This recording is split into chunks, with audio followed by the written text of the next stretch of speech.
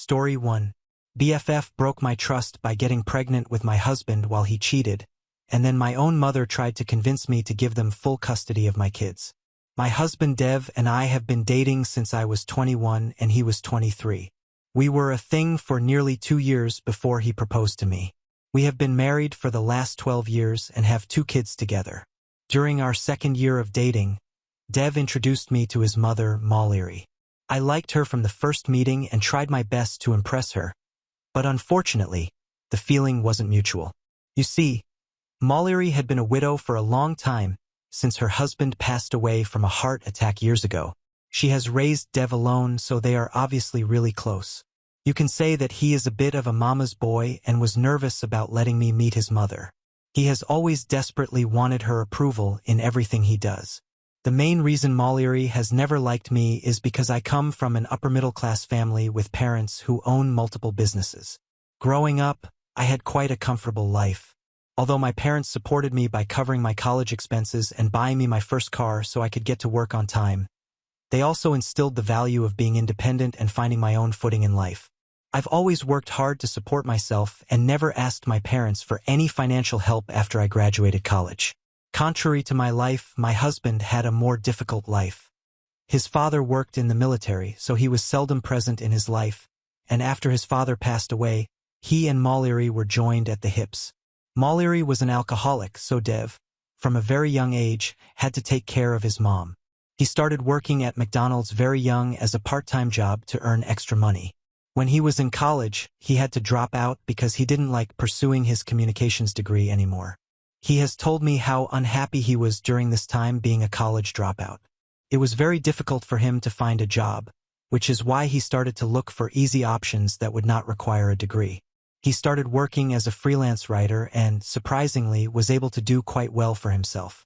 He loved traveling and was a digital nomad for a few years before finally meeting me and settling down. Throughout all this, his mother would ask him to send her a monthly allowance, which he willingly provided, despite the strain it placed on his finances. When our relationship started getting more and more serious, I finally decided to tell him about my family and our generational wealth. He did not believe me but was shocked after he Googled my family. Dev got pissed at me that I'd been hiding it for so long and accused me of not trusting him. I tried to clarify to him that a lot of people in my past wanted to be with me because of my family, which is why I had learned to wait before revealing my generational wealth. He understood and was mostly fine with it, but occasionally he would taunt me about how I never have to try so hard or how I will never know how it feels to work hard. This would really offend me because, despite what my parents had offered me in life, I did work hard to establish myself in my field. I loved managing influencers and brands, and this is how I funded my entire lifestyle without needing my parents' help. Dev never understood this, and this should have been my first red flag. When we decided to move in with each other, Dev was quick to say that he should move in with me since I had a bigger place. I agreed and then started discussing how we would be splitting rent, but Dev didn't like that. He started telling me how he earned so little as a freelance writer and that because I come from old money, I should prove my love for him by helping him out. In this case, it would be by paying for his share of the bills as well as rent. I told him that, although I didn't think this was fair, I could let him go for the rent, but he had to pay his own bills. This made Dev raise his voice at me, and he started to go off on a rant about how I was selfish and that if I didn't agree to pay his bills, then it would show how cruel I was. We argued back and forth, and I finally caved in. I had to cut back on a lot to pay for all our bills, but I was madly in love with him. Meanwhile, Dev would continue sending his mother monthly allowances and buying her extravagant gifts. Through all this, whenever I would point out how he had the money to send to his mother, yet he wouldn't pay the bills, he would get angry and tell me how his mother needed the money more than us and that she was just a single old parent. I would then feel guilty about it, so I stopped bringing this up again altogether. When Dev proposed to me for marriage, I was ecstatic, to be honest. Looking back, he put the least effort into proposing to me. I thought, at least for once, he would not be stingy and would go all out for the proposal, but it turns out he thought proposing to me in our backyard was a good idea. To his credit, he did ask my parents for my hand like a gentleman. My mother, who absolutely adored Dev, suggested to him that he should get help from my best friend, Kylie, to plan the proposal for me. He agreed, and they both came up with this genius idea, facepalm, of proposing to me in my backyard in front of my entire family and friends. You see, Kylie had been my best friend since I went to high school. Her family is like my family and vice versa. My mom and her mom grew up together since their childhood, which is how we both became friends. We have always been solid with each other. She was like my sister and my soulmate. We have done everything together. Her mother absolutely adores me, just like my mother loves Kylie like her own daughter.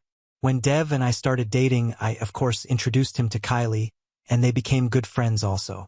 So, Kylie helped Dev not only plan the proposal but also choose my ring. To be honest, I was a bit taken aback by the surprise proposal, but seeing how all my family was gathered there to celebrate my happy day with me made me feel much better, even though I was a bit disappointed about being proposed to in my backyard. My mother, Kylie, and Kylie's mother were the first ones to hug me and congratulate me. Dev's mother, Mallory, was also happy for us and told me how she had high expectations for me as a daughter-in-law, and that she hoped I would do everything in my power to keep her son happy. That was a happy night for all of us.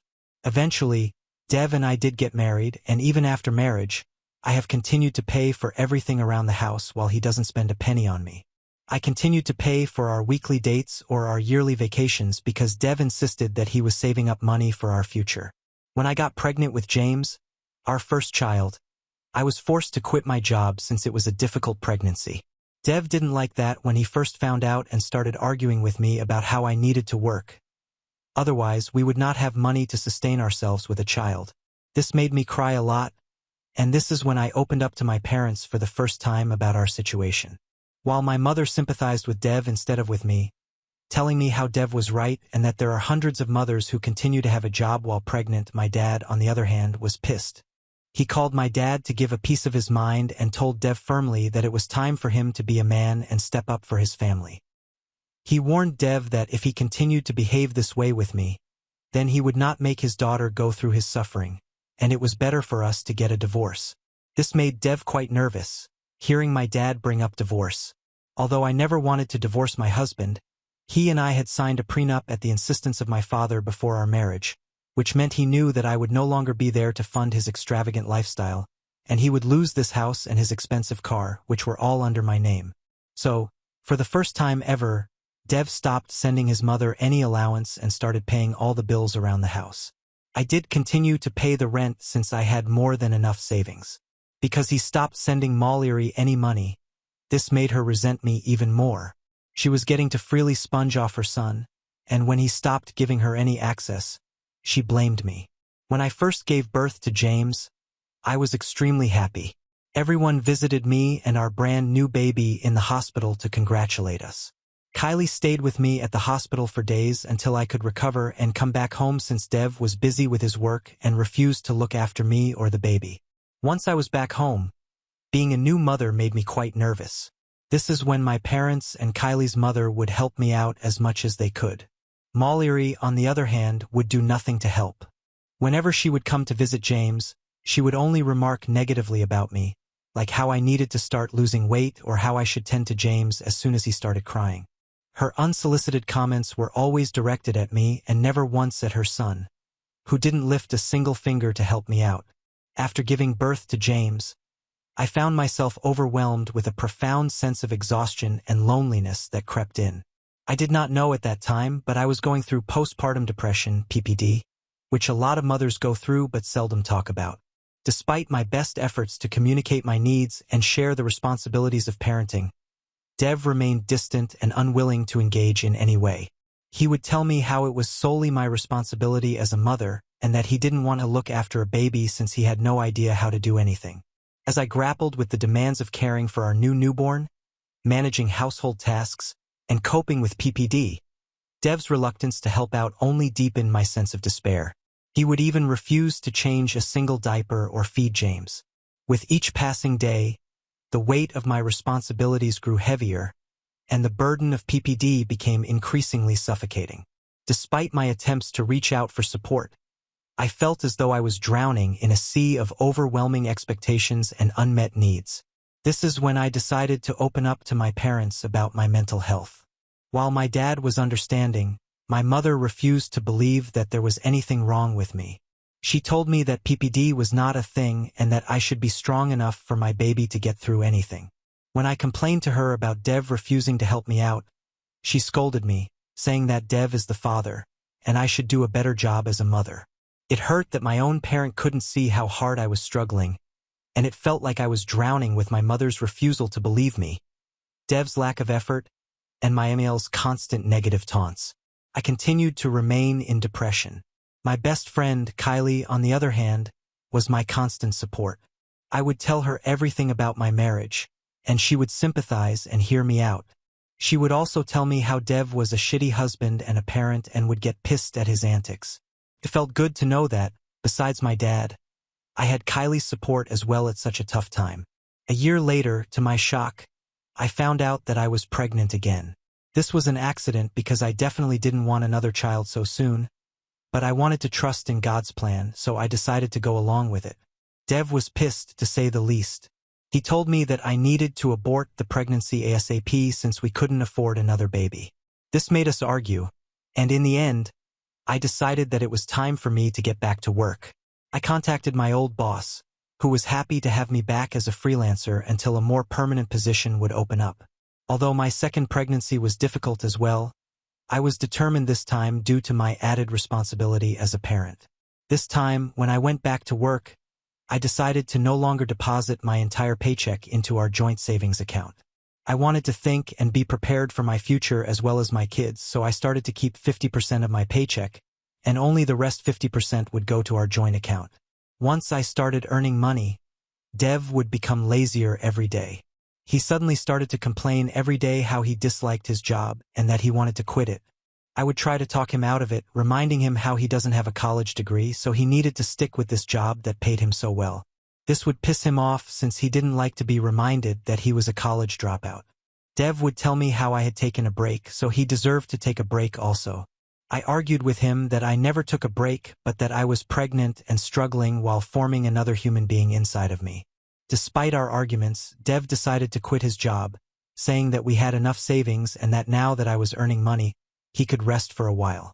He would then spend his entire day video gaming while I would do household chores, look after the baby, and work at my job. I would leave James with my parents whenever I went to work. When I would come back home after picking up James from my mother, I would see Dev sitting in the same spot on our sofa, playing his video games. This went on for a while, and I started to grow tired of picking up all the responsibilities as a parent.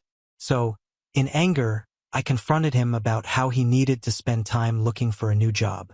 Dev didn't like that, which is why he started to go to his friend's place every day, where they would both play video games. His friend, Clinton, was a middle-aged divorcee whose wife had cheated and left him.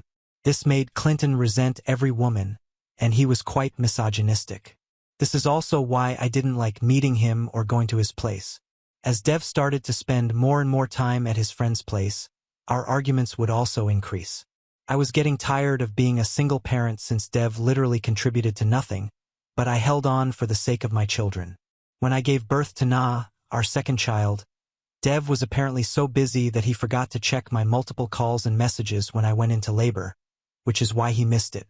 I never once suspected him, even though these red flags were clearly visible. Kylie was also missing when I called her for help, so in the end, my parents had to take me to the emergency room. She came the next day to visit me and the baby and told me how sorry she was for not being there for me since she was stuck at work, which was quite all right with me. After Na was born, I finally put my foot down and told Dev that this was his last chance and that if he didn't go back to work, then I was going to pack my things and leave. This resulted in a huge fight between us, but I didn't care anymore. I knew that as my children's mother, I needed to be with someone who could be equally responsible because it would be impossible for me to take care of everything now.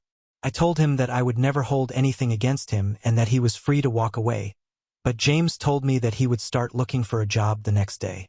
This was unexpected of him to say since I expected him to resist or start arguing with me, but surprisingly he agreed with me, or so I thought. The next day, while my husband was in the shower, and I was taking his dirty clothes for laundry, I heard a ping on his phone. I turned my head to see a message on his lock screen from a familiar number. I stopped breathing as my eyes widened in shock. I picked up the phone to click on the message that said, "When will you be telling her about us? I am pregnant and can't hold off the news any longer." I was frozen in place as I kept rereading the message. When my husband got out of the shower, he saw me standing still with his phone in hand. He rushed to snatch his phone from my hands, but it was too late. I kept the laundry bin down, walked towards my husband, and slapped him as hard as I could. I didn't even think twice, and it felt like my body was possessed by someone else. I was shaking in anger, and my husband was shocked by my reaction as well. His eyes widened in shock as he put two and two together and started stammering about how this was all just a big misunderstanding. I looked him straight in the eyes and told him that he was dead to me. I packed my bags and packed the kids' bags and drove them to my parents. My parents were shocked to see me standing in their doorway with my children and luggage in tow. Seeing them, I broke down and told them everything. I have been crying continuously for the last 2 days, as I just can't believe how my life has ended. I have told my boss everything, and she has graciously allowed me to take a few days off. Honestly, I am at a loss for words, which is why I'm on Reddit.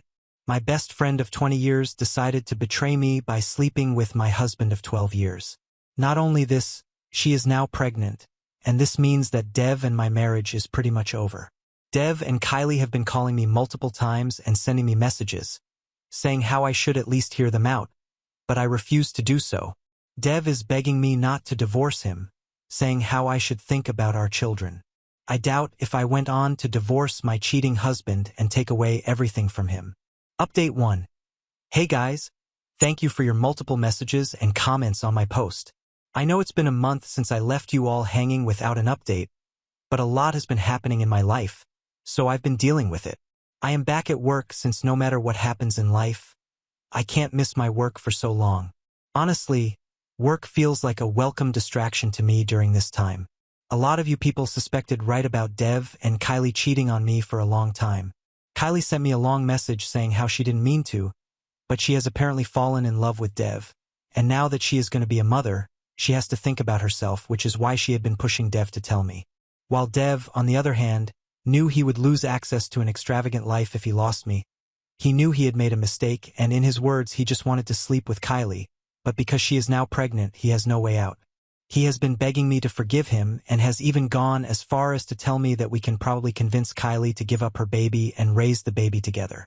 I mean, his delusions and entitlement fuel my anger even more now. As for how they both got together, it turns out Dev had been opening up to her for a while behind my back. While he was out playing video games the whole day, about how he is mentally distressed in his marriage with me since I had been forcing him to get a job, he said how Kylie understood him and listened to his problems. And when he opened up about this to Clinton, his best friend, instead of telling him how wrong this was, he started to encourage him to meet up with Kylie, saying how she was clearly more of a woman than me. This is how Kylie and he met up one day just to talk, and that two-faced woman decided to sleep with my husband. I don't know what her motivation was, even though she already knew how shitty of a partner Dev was to me, but at this point I honestly don't care. Kylie has also mentioned in her messages how I should be happy that I was taking him off my hand, since I had wanted to leave him but didn't have the courage to do so. Maybe this was her plan all along, but who knows?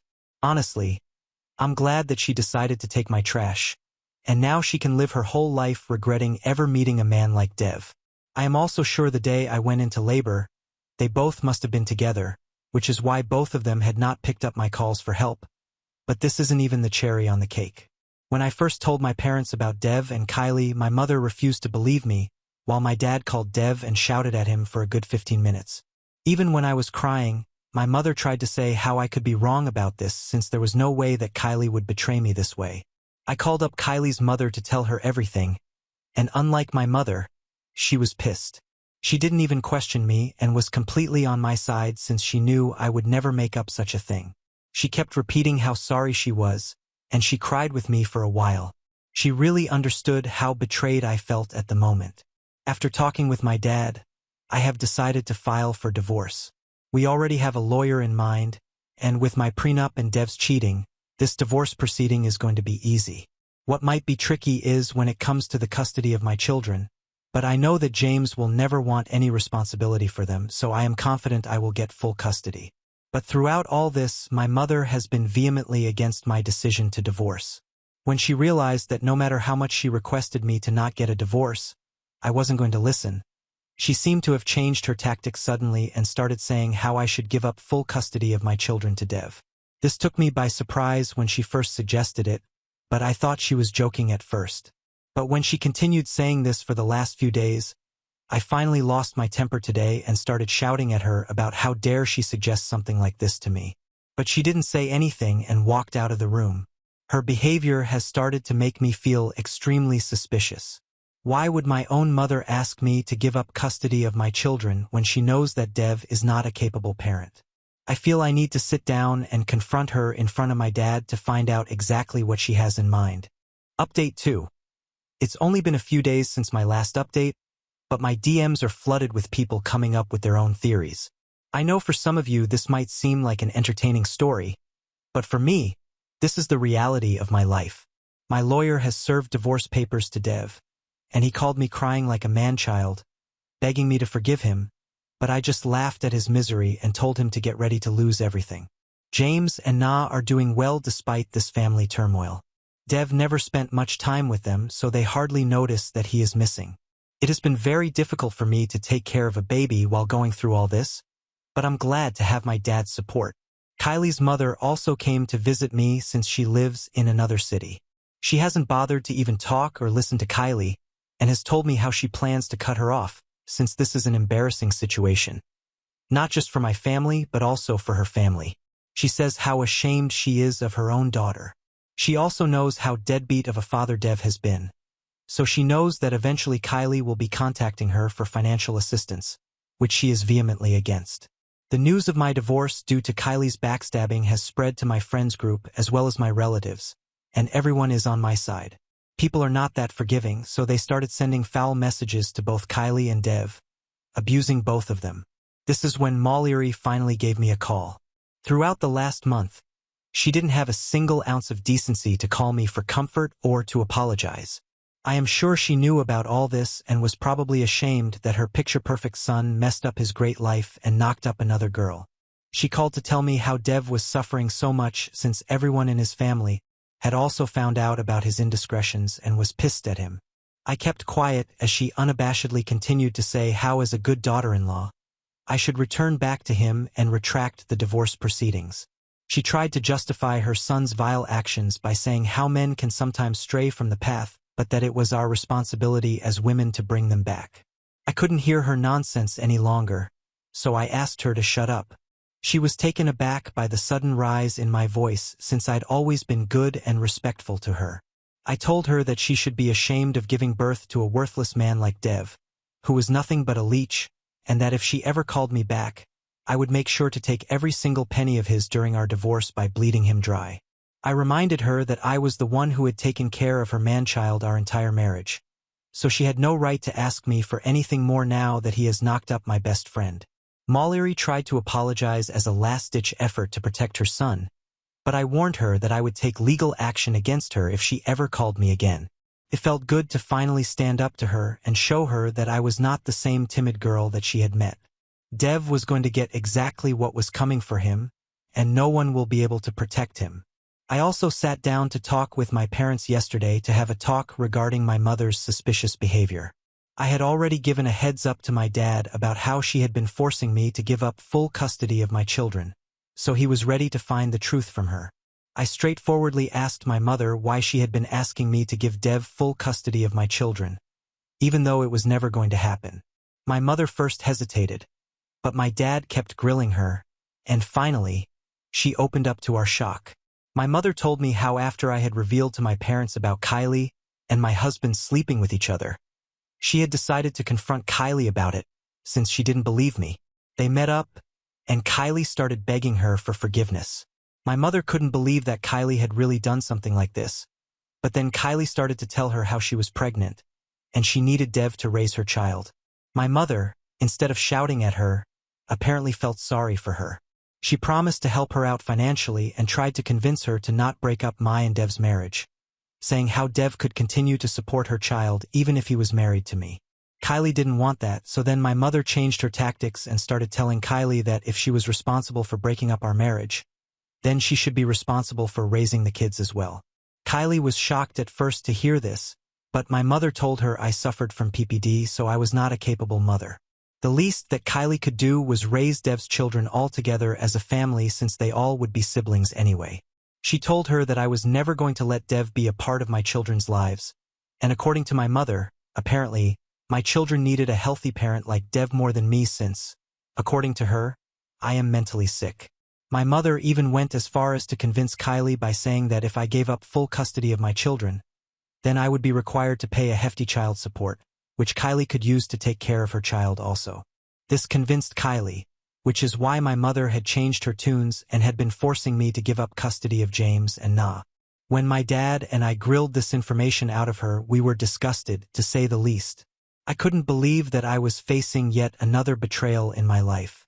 My own mother thought because of my PPD, I was incapable enough to raise my own children, and she would rather have Kylie raise them than me.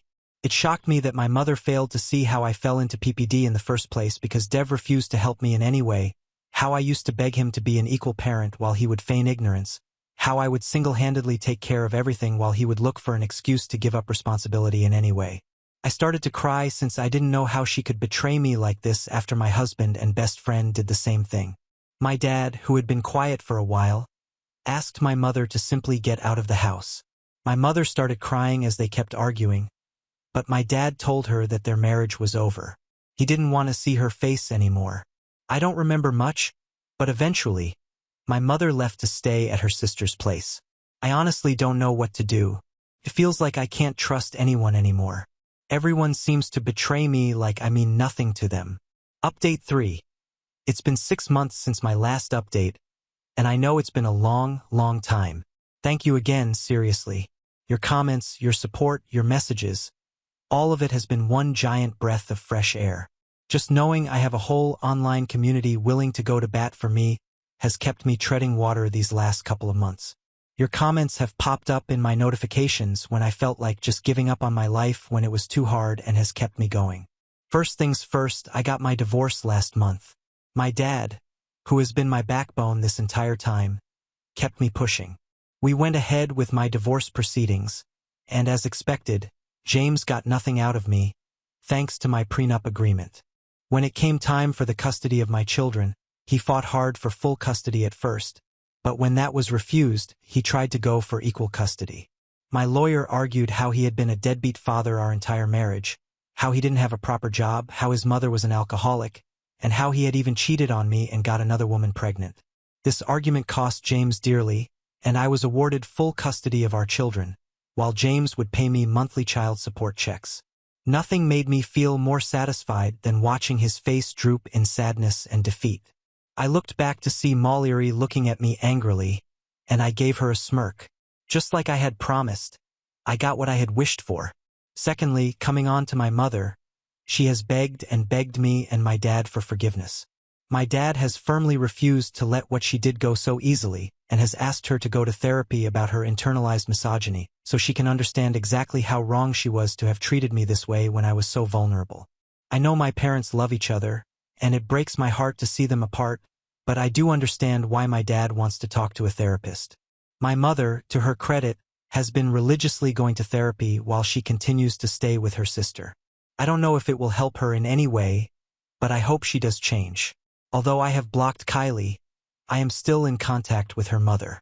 Kylie's mother, just like she had promised me, has cut off all contact with her daughter. She informed me how Kylie has even been removed from her will, and they have added me instead. It seems comical to see how karma is slowly but surely catching up to Kylie. I have also heard from the grapevine that Dev doesn't want to marry Kylie and wants nothing to do with a child, just like I had always known. Molly is furious with Dev since she has already lost 2 grandchildren, James and Na, because of him, but he remains adamant in his decisions. As for me, I am doing a lot better since my divorce. I am focused solely on my children for now and don't want to keep holding on to the past. I won't say that this journey has been easy, but I will say that I don't regret anything that I have done.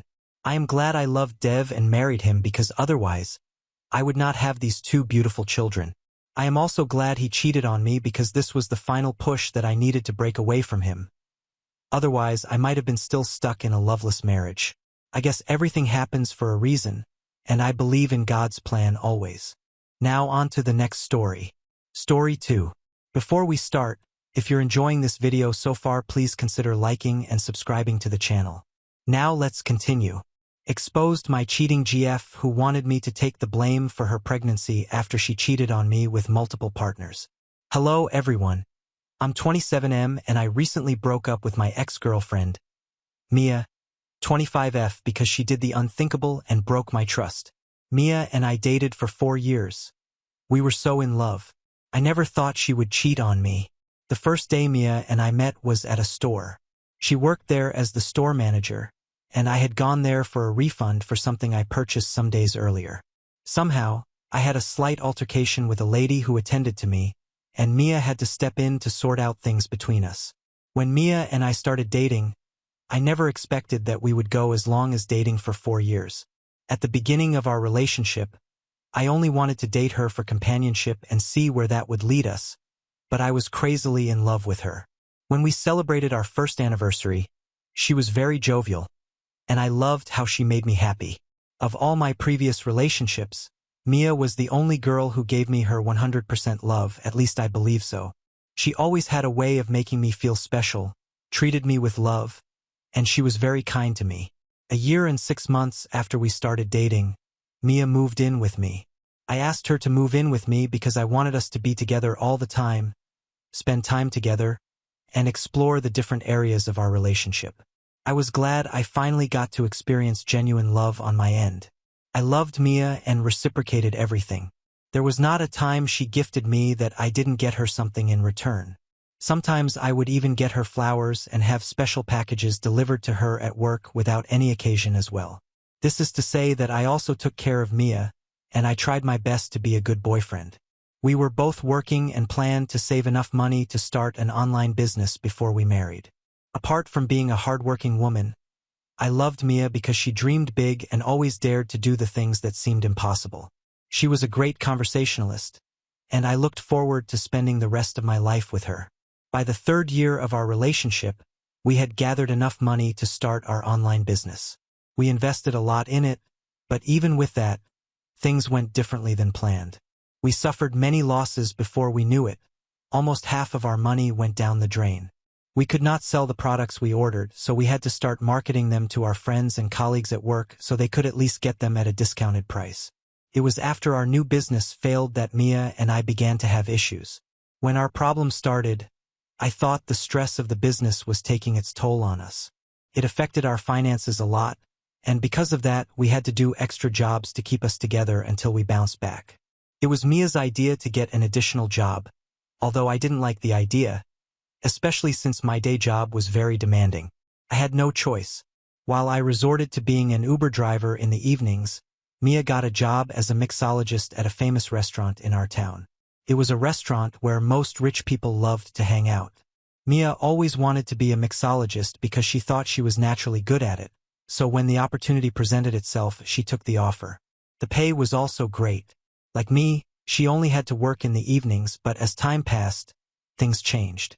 The first change I noticed with Mia was that our communication dropped.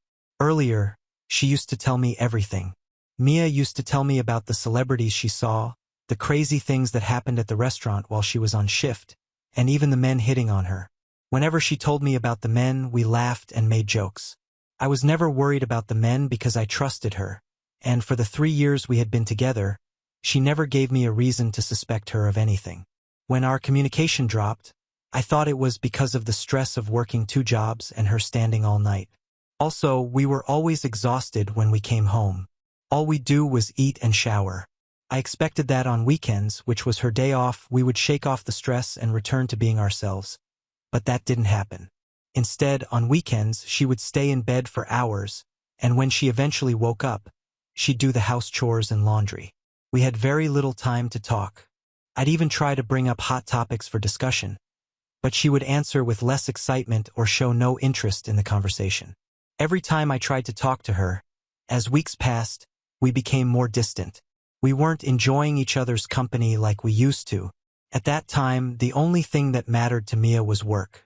She'd leave the house early in the morning for her day job and come home later at night after she was done with her second job. As if a drop in our conversation was not enough, Mia started sleeping out. The first night she slept out, she claimed she had gone out with her fellow girlfriends from the restaurant to unwind from the day's stress, and they stayed out late, so she had to crash at one of their houses because she was wasted and could not drive home. I wasn't very pleased with her excuse that day but believed her. I expected that would be the only time it happened, but Mia turned it into a new habit. She would usually come home by 4 in the morning, reeking of alcohol.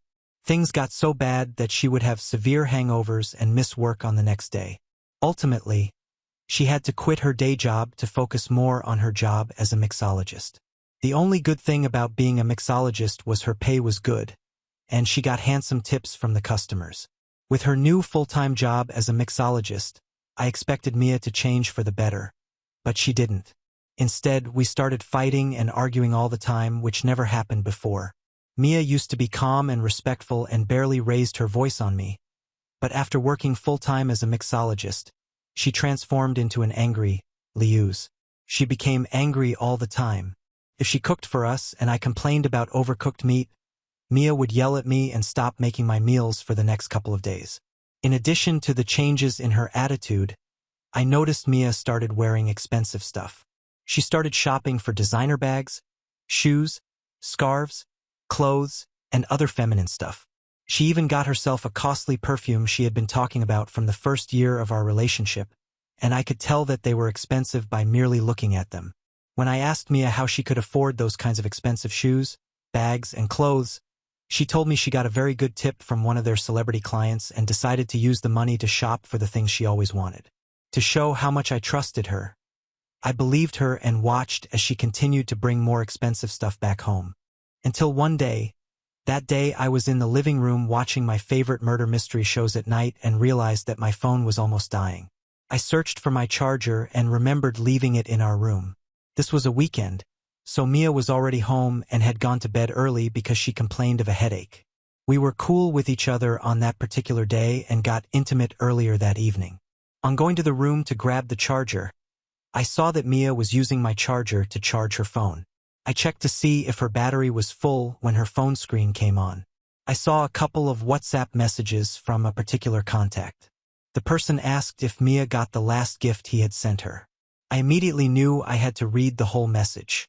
I unlocked Mia's phone with her fingerprint and checked the WhatsApp message. The WhatsApp message was between her and a well-known DJ in our state. There weren't any previous messages between them, except the ones he sent to her, and from what I gathered, the DJ was behind all the expensive stuff Mia had been bringing home. Though there wasn't a lot of conversation between them, I suspected that something was going on between the two of them. After I read the messages, I was so mad. Mia had been lying to me for weeks. I wanted to let it slide, but when I saw her sleeping peacefully, I wondered how many times she had lied to me in the past, and I fell for it. As a man, I knew no man would take her shopping out of the goodness of his heart, and if the DJ continuously gifted her, then it meant they were up to something. Without thinking twice, I woke Mia from her peaceful sleep, asked her why she had lied to me, and then showed her the messages. She sat in bed for a few seconds, then said he was only her friend and nothing else. My guts told me she was lying, but I kept my cool. The DJ even mentioned something about them doing it again, but Mia claimed she was referring to them shopping again. The mere fact that she had been deceiving me the whole time broke my heart. I didn't even realize when I started yelling at her, and to my surprise, she yelled back. She said I was being a baby and was making a mountain out of a mill over gifts. Then she said that I had no right to go through her phone or messages for any reason, and that I needed to apologize.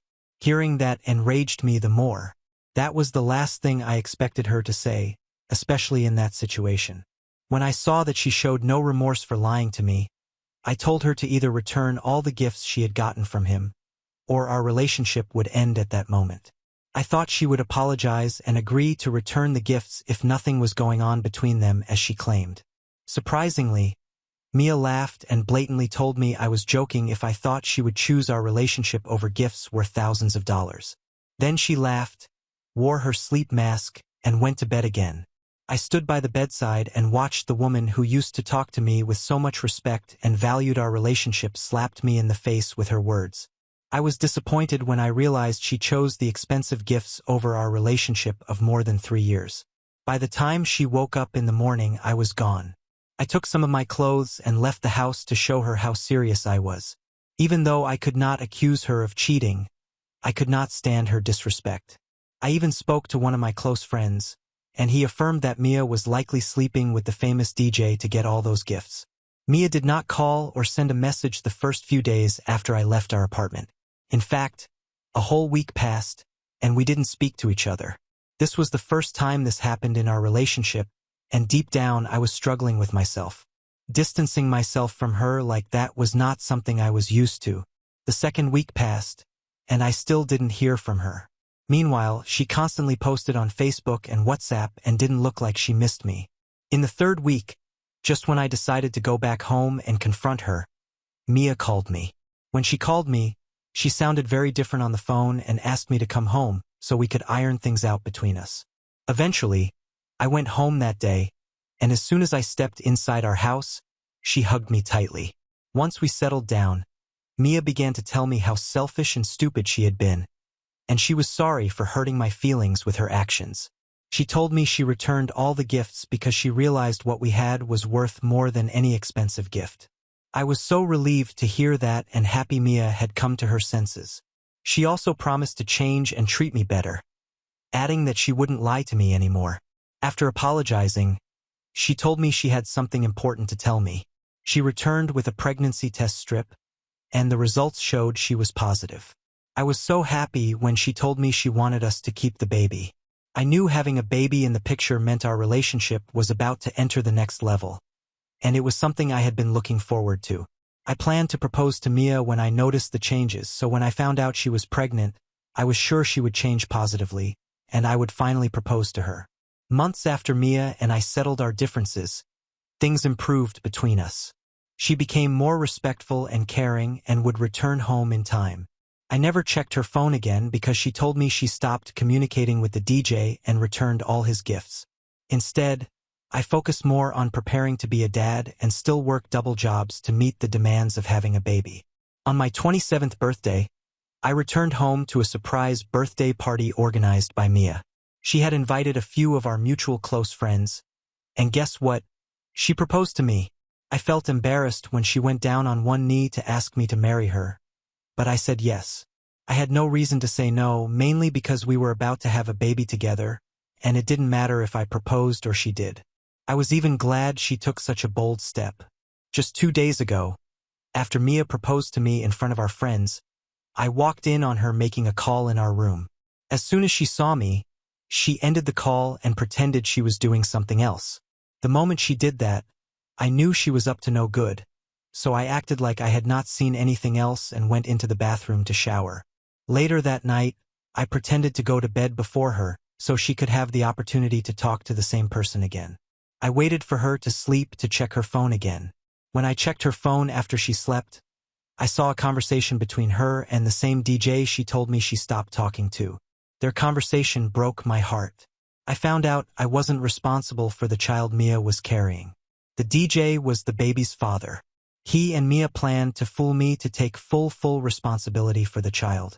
The DJ told her he wasn't ready to commit to the child, and that's when Mia suggested that I play the fatherly figure, while the DJ would send her money for the child monthly. I have never been so heartbroken, and as I share this, I don't know whether to confront Mia. How could she be wicked and plan to do such a terrible thing to me? I left the house yesterday and went to a motel and haven't gotten out of the room for days now. What do? I wish there was a way I could punish Mia for what she has done to me. Meanwhile, I have no clue how to deal with this heartbreak. I don't think I can survive another week in this state. Please help with suggestions. I'll be reading the comments, thank you. Update 1. Hi everyone. Thank you for your comments. I'm so surprised you're all saying Mia was using me. When I returned home, I never saw things that way. When she called me and said we wanted to settle, I was happy because I still loved her. And it wouldn't have made sense if our almost 4 years plus of relationship had gone because of some gifts. I stopped checking her phone because she convinced me she wasn't having an affair with him and swore on her late mother's grave that she would never cheat on me. She had never cheated on me before, so I believed her. When I learned I wasn't the father of her child, she was already 3 months gone. And as I make this update, she's getting to her 5th month now. You all suggested that I do not let Mia know that I know about the truth. Doing this has been one of the most challenging things I ever done because of her infidelity. How I see her has changed, and so much more has also changed. I no longer respect her knowing she could open her legs for anyone who could give an expensive gift. Meanwhile, Mia has noticed the changes and complained so much lately. I no longer care for her or do the stupid things I used to do for her before. I usually stay out late and return early in the morning so I don't see her stupid face. She has been very emotional lately. I think it's the pregnancy hormones, but even though she'd shed a whole bucket of tears, I have no love left for her. She has been complaining bitterly, and she's been saying that I'm not ready to be a father yet. And she regrets keeping the baby because I'm making things so tough for her. She even goes as far as calling me names at the slightest provocation. And no matter what she says to me, I still act like I don't care. I think I'm ready to ask for that DNA test now. I know I'm not the father, yet I want her to go through this humiliation. Just a mere confrontation is not enough. She is already 5 months gone, and I want to leave her now that I know she will need me the most. She no longer goes to work. She just stays at home because of her pregnancy, and she depends on me to be there for her and the DJ for money. I can't wait to see how miserable she will be when I'm gone. I will make another update after the paternity test results are out. Update 2. Hello everyone. My apologies for not making this update on time. I needed time to relocate and settle down first. In my last update, I said I'd demand a paternity test from Mia just to humiliate her. I didn't directly accuse her of cheating because I knew she would deny it. I told her I needed a paternity test to ensure the baby was mine, and she said she wouldn't do so. She began to say that I didn't trust her and that I was letting all the funny things I read online get into my head. She even said she couldn't believe I was accusing her of infidelity after everything we had been through together. To show how dramatic she was, she called me names and said she was disappointed I would think she could get pregnant for someone else and then try to pin the pregnancy on me. She was literally crying like a baby when she said all of this, and if I had not read their chat myself, I would have felt so bad for asking for a paternity test. I allowed her to talk and cry and watched her turn everything on me. She said I was the one who acted like I didn't want the baby anymore, yet I still asked for a paternity test and that I'd be the worst father. When I had enough of her drama, I told her that we needed to do a paternity test, and this time around, she flipped and rained insults on me. She had no idea I was messing with her, and I wanted her to suffer for everything she had done to me. Later that night, after she went to bed early as usual, I packed my bags and left her a small note on my pillow. I mentioned that I knew I wasn't the baby's father and wished her a miserable life. When she saw the note the next morning, she called me and asked us to meet and talk as adults. I told her we were done, and she started crying over the phone. She admitted that she thought I wasn't the baby's father, but by spending time with her, she claimed I could become the baby's father because I was a good man, and it didn't matter if we were biologically related. That was one of the craziest things I had heard, and it sounded funny. Before I ended the call on her, I told her to go back to her DJ and enjoy raising their child together. It was expecting her to flip again or something, but she told me the DJ was no longer in the picture. It turned out the DJ was not the only person she was having an affair with. They were like 4 of them. They all took her shopping on different days. The DJ heard rumors of her multiple partners and decided to do a test. When the result was out, he wasn't a match either. Long story short, she was looking for someone to pin the pregnancy, and I ruined things for her when I found out I wasn't the father. I ended up blocking her number and warned her to never call me again. She tried to get our friends to talk to me, but they all shunned her when they heard the truth from me. Now she's all alone and has no one to turn to. She also has no money because she stopped working, and everything is messed up. I wanted to fit in with her new circle of friends, and I ruined our relationship anyway. It's better we have ended things now than me raising her child like my own only to discover years later that I am not the father. Thank you everyone for your support and suggestions. You're the best. Now on to the next story. Story 3. Cheating ex-wife turned our daughter against me and didn't talk to me for a year, then pretended to be broke to give up custody for her vacation life. I'll get right into it. So my daughter, Jenny, 17F, stopped speaking to me, 44M, last year right in the middle of my divorce proceedings. I had no idea why and even lost my custody of her during the legal battle because she insisted that she wanted to be with her mother, my ex-wife Cheryl, 42F, and not me. She said that it was because she got along with her mother better than she did with me. But that was a blatant lie because Jenny had always been more on my side. The switch over happened randomly and without explanation. I never even got to the bottom of it because she moved out and started living with her mother soon after the custody battle began and didn't talk to me much unless it was about important stuff. I was heartbroken and tried to get her back on my side a lot of times. But she was very clear about what she wanted, and that was to live with her mom. So after some time, I stopped trying. After the divorce, I still had visiting rights, but she told me that she didn't want to see me anymore, not after whatever had happened with her mother. I didn't understand what she was referring to because I hadn't done a thing. It was Cheryl who cheated on me, and that's why we were getting divorced anyway. So I tried to get her to explain, but she blocked me. And when I tried to visit her at Cheryl's new address, my ex-wife told me that I wasn't welcome there. So in spite of having a right to see my daughter, I wasn't able to even see her, much less speak to her, for almost a year. I thought about going back and fighting for her legally, but I didn't want to drag my daughter through another legal battle because the first time around it drained her enough emotionally. So I accepted my fate even though it sucked and said nothing, even though I was being deprived of any time with my daughter. But a couple of days ago, Jenny finally showed up at my door with all her things, and the first thing she did was give me a huge bear hug as soon as I opened the door. I didn't ask any questions and just let her come in because I was overjoyed to see her after one whole year of being away from my only daughter. She and I quietly sat down, and then after a while, she told me the truth about why she'd taken Cheryl's side in the divorce and stopped speaking to me, despite knowing that her mother had cheated on me. So apparently my ex-wife had told Jenny that I was emotionally toxic and would often verbally attack her over small things whenever Jenny wasn't around. She painted me as a toxic, insecure, and generally an awful person who switched off that side of mine whenever Jenny would be around. To prove her point, she'd shown Jenny a chat where I was insisting that my wife wear a sweater to a work event, but she didn't tell her the context behind it. So it came off as controlling rather than me being concerned about what had happened. I told Cheryl to wear a sweater because it was freezing and she'd worn a really flimsy and thin jacket that wouldn't keep her from feeling cold. But she had told Jenny that I'd said that to control her outfit to make sure she didn't attract too much male attention. Then another screenshot of a chat where I was arguing with her about this one time that she'd flirted a little too much with a friend of mine right in front of me. She insisted that she was just being friendly and that I'd misread the situation, but I knew what I'd seen and I was very upset about it, so I'd been very rude to her in the screenshot, which of course Cheryl used to her advantage and made my daughter think that she was innocent and I was the one getting mad over nothing at all. There were several more chats that Cheryl had shown her completely out of context, and no wonder, after almost 9 or 10 of these, Jenny was convinced that I was the guy who her mother told her I was and not the guy she'd known herself for 16 years. So she took her mother's side in the divorce without even letting me have a chance to explain and tell her the truth.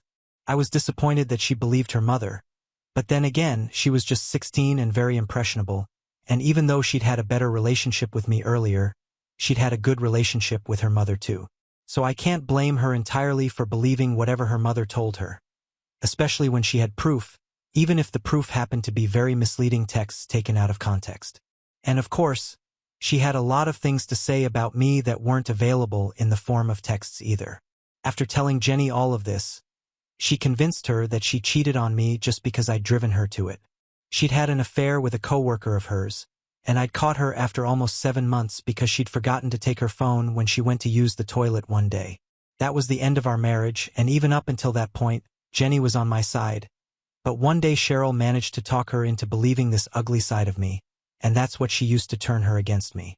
She manipulated Jenny very cleverly and did everything out of court, never bringing up any of this while the lawyers were present, because then she'd be caught and I'd know what she was up to.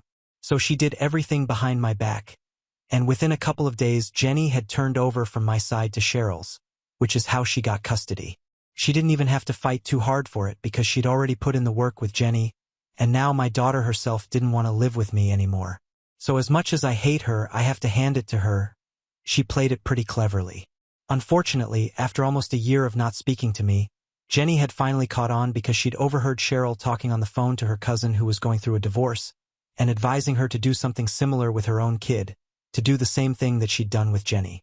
It all clicked into place when she overheard that, and then that was it. She didn't even tell Cheryl before she came back home. She just left and only left a note saying that she was having a sleepover with a friend, so I wouldn't get into trouble over this. Once she told me all of this, I told her she was now going to be living with me, and she seemed happy about it. She'd probably expected me to be mad about it because she just abandoned me without an explanation for almost a year, but I don't blame her. I blame the 42-year-old woman who took advantage of an emotional teenager's vulnerability, even more so since she was having trouble processing her parents' divorce. That was it. I called my divorce attorney and told him whatever was going on. I didn't know what I could do to get back at her legally, but then he informed me that I could get her in trouble for intentional parental alienation, and since I'd heard about it from the horse's mouth, it would be a lot easier to prove. We'd have to file for full custody and modify the already existing custody arrangement so Jenny could live with me now, and this would be useful in that context. I told him to get started on the paperwork immediately, and he did so. Once 2 days had passed, Jenny told me that she'd received several calls from her mother asking her where she was, because she'd already made calls to her friend's house to ask about when the sleepover would end, but she was not there.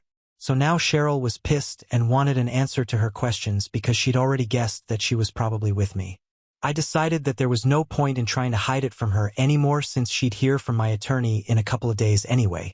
I called her up and told her that Jenny was now living with me and that I'd heard what she'd said to her to turn her against me. She tried to play innocent when I brought it up with her, but I was no fool. I reminded her of all the out-of-context screenshots she'd used to manipulate Jenny. I told her point blank that I was going to make sure I got custody of Jenny now and she needed to watch out for another civil lawsuit coming her way, either slander or defamation, because of the things she accused me of. I was mad and didn't think much before saying the things I was saying, and then all of a sudden, Cheryl and I were screaming at each other because of what I'd said to her about another civil lawsuit. She was really pissed off because apparently it was bad enough that I was trying to take her daughter away from her and that I had no right to sue her additionally either. It was ridiculous that she was complaining about it because in my head this was the least that I could do. I told her that it didn't matter what she felt about the situation. It was going to happen and I was going to make sure that she paid for all that she'd done to me. I hung up after that and didn't check my phone for hours since I didn't even feel like speaking to her or anyone else at that point. I went out on a walk afterward and left Jenny at home by herself for like half an hour while I walked around to cool off. When I came back home, Cheryl was waiting in the living room for me, and Jenny was sitting opposite her looking like she was going to cry. It was Jenny's expression that really set me off because I could tell that she'd been yelled at by Cheryl, and after the thing she'd done she had no right to say a word to our daughter. I flipped out at her and we got into a huge screaming fight after I told Jenny to go back to her room so her mother and I could talk. The crazy part was that she wasn't even fighting with me over Jenny. She was fighting with me because she believed that a civil lawsuit was too excessive and that she couldn't afford this anymore. After some yelling, she broke down and told me that she'd lost her job a couple of months back because she'd broken up with the guy she'd had that affair with, and he told everyone about their affair, which she'd managed to keep a secret for a really long time. So now she was in the middle of jobs, struggling with money, and it was kind of a relief that Jenny had found out about the truth, so she was going to come live with me because it just meant that she'd have to spend less on stuff. I was shocked that she was saying these things and that her money, her job, and stuff were more important to her than her own daughter. So after her mini meltdown, I sat back down with her and told her that she was the worst mother on this planet and that she deserved this lawsuit and everything else coming her way. After this then I asked her to leave, and she did. But since then she sent me a lot of texts saying that I'm being a total jerk for suing her over something so petty, just for revenge. I don't think I'm being petty at all, but I don't know, maybe I should be a little less because honestly I don't really need to go out of my way to hurt her. Jenny's going to live with me now and that's what it wanted all along. But I also really want Cheryl to pay. So AITA for suing my ex-wife now even though she's ready to give up our daughter's custody after she cheated and lied to our daughter about me? Update 1. Hi guys, so I'm not going ahead with the civil lawsuit. I did go through the comments and most people didn't see anything wrong with what I was doing. But to be honest, I think I want to get the custody case over with first before going out of my way to sue my ex-wife. Revenge shouldn't be my top priority right now. It should be my daughter's well-being. And the less involvement I have with Cheryl in any capacity at all, the better off both of us will be. I told my attorney to call the slander lawsuit off, but we're obviously still going ahead with the custody modification. She's already been served, and we're meeting with a mediator in a couple of days. My daughter has already sent me all the proof I need to have, and when I asked her if she wanted her mother to have partial custody, she told me that she didn't and wanted me to have full custody because after whatever had gone down with her mother the other day, she didn't even want to meet the woman. She apologized to me profusely for leaving me behind and never even bothering to give me an explanation for her behavior. Apparently, when Cheryl had come over the other day, she'd been nasty towards Jenny for moving to my place without even bothering to tell her mother about it. I'd come back home just 10 minutes after her arrival, and those 10 minutes had been enough for Cheryl to give Jenny an earful about how ungrateful and selfish she'd been in this entire divorce and custody situation. She said that not only was she hurting her mother, but she'd also hurt me first, which is true, but like I said, it was mostly Cheryl's fault. She just wanted to gaslight Jenny into believing that this was all somehow her own fault because like always she just didn't want to take the blame, even if she was the one who had screwed up. And I'm still putting it here in a much more polite and respectful way, but Cheryl's way of speaking to Jenny had been far more brutal and cruel. I've been married to the woman for a little over 20 years before this. I know how vicious she can get when she wants to, and it was surprising that she didn't even spare Jenny from facing that side of hers. I'm glad that our daughter came back to me because Cheryl's obviously a lot more interested in irrelevant crap than being a good mother. So be it then. Update 2. So there's been a really unexpected but unsurprising turn of events. Cheryl decided that she wanted to give up custody of her daughter altogether. It came as a surprise to me and my attorney, and we had no idea what to do when we learned about this. I've got to say, I was shocked that she'd actually gone through with it because so far I'd always believed that she'd at least have a little love in her heart for Jenny. Not anymore though. She wants nothing more than to just live on her own and save money. It's strange because I know she's in between jobs and stuff, but her getting laid off at one place doesn't mean she's never going to get a job again. This is just a temporary phase, so I can't figure out why she'd make such a permanent decision like terminating her parental rights altogether over a phase of her life. Hypothetically speaking, even if she just opted for visiting rights, then she still wouldn't have had to spend much on Jenny, apart from one weekend or two at most, not even that perhaps, since Jenny has made it very obvious that she wants to live with me and not her mother. It's crazy how she's ready to just abandon her daughter, and I have a nagging feeling that there's more to this situation than she's letting us in on. Cheryl worked in a very well-reputed firm and was a department head, so she got paid pretty well. 3 months without a job isn't enough to make her broke or whatever. She used to be big on savings as well, and unless she went out of her way to live a spendthrift lifestyle in the past year, she couldn't have possibly spent all her savings and run herself to the ground. It doesn't add up, and I know she maintained the same normal standard of living after our divorce as well, since Jenny has lived with her mother for a year, and she confirmed that Cheryl didn't suddenly start living like a millionaire after the divorce. I have my doubts and theories, but they're all unlikely for now. I'm guessing that I just have to thank my lucky stars that I get to have full custody of Jenny without having to go through the trouble of yet another legal battle after last year. I don't think any of us wanted it, so in a way this is good for us. Weird, sure, but okay. Update 3. Hey everyone. So Cheryl signed away her rights today. It was emotional, tense, and really awful, but it's done now. Jenny's been upset the entire day, but there's not much we can do. Cheryl did hug and kiss her daughter on the forehead one last time before leaving, but it was the last time foreseeably. I don't like Cheryl, and I definitely don't trust her after all the things she's put this family through, but even then, she was a major and important part of this family for a really long time, and even though she did a lot of things wrong, it's hard to forget the good times. I feel bad, as does my daughter, but we're there for each other and we're going to hope that we make it through these tough times together. I don't know what to say anymore because even though I'd been building it up in my head and preparing myself and Jenny for this day mentally for a while now, I didn't know just how hard it would hit us when it finally happened and was done with. Feels weird. Jenny isn't going to be Cheryl's daughter anymore legally, but well, that's how it is then. I don't know what to say or how to feel about all of this, but my feelings come second right now. I'm mostly just worried about Jenny. She's too young and vulnerable to be going through all of this at her age. It just doesn't feel right to me. Update 4.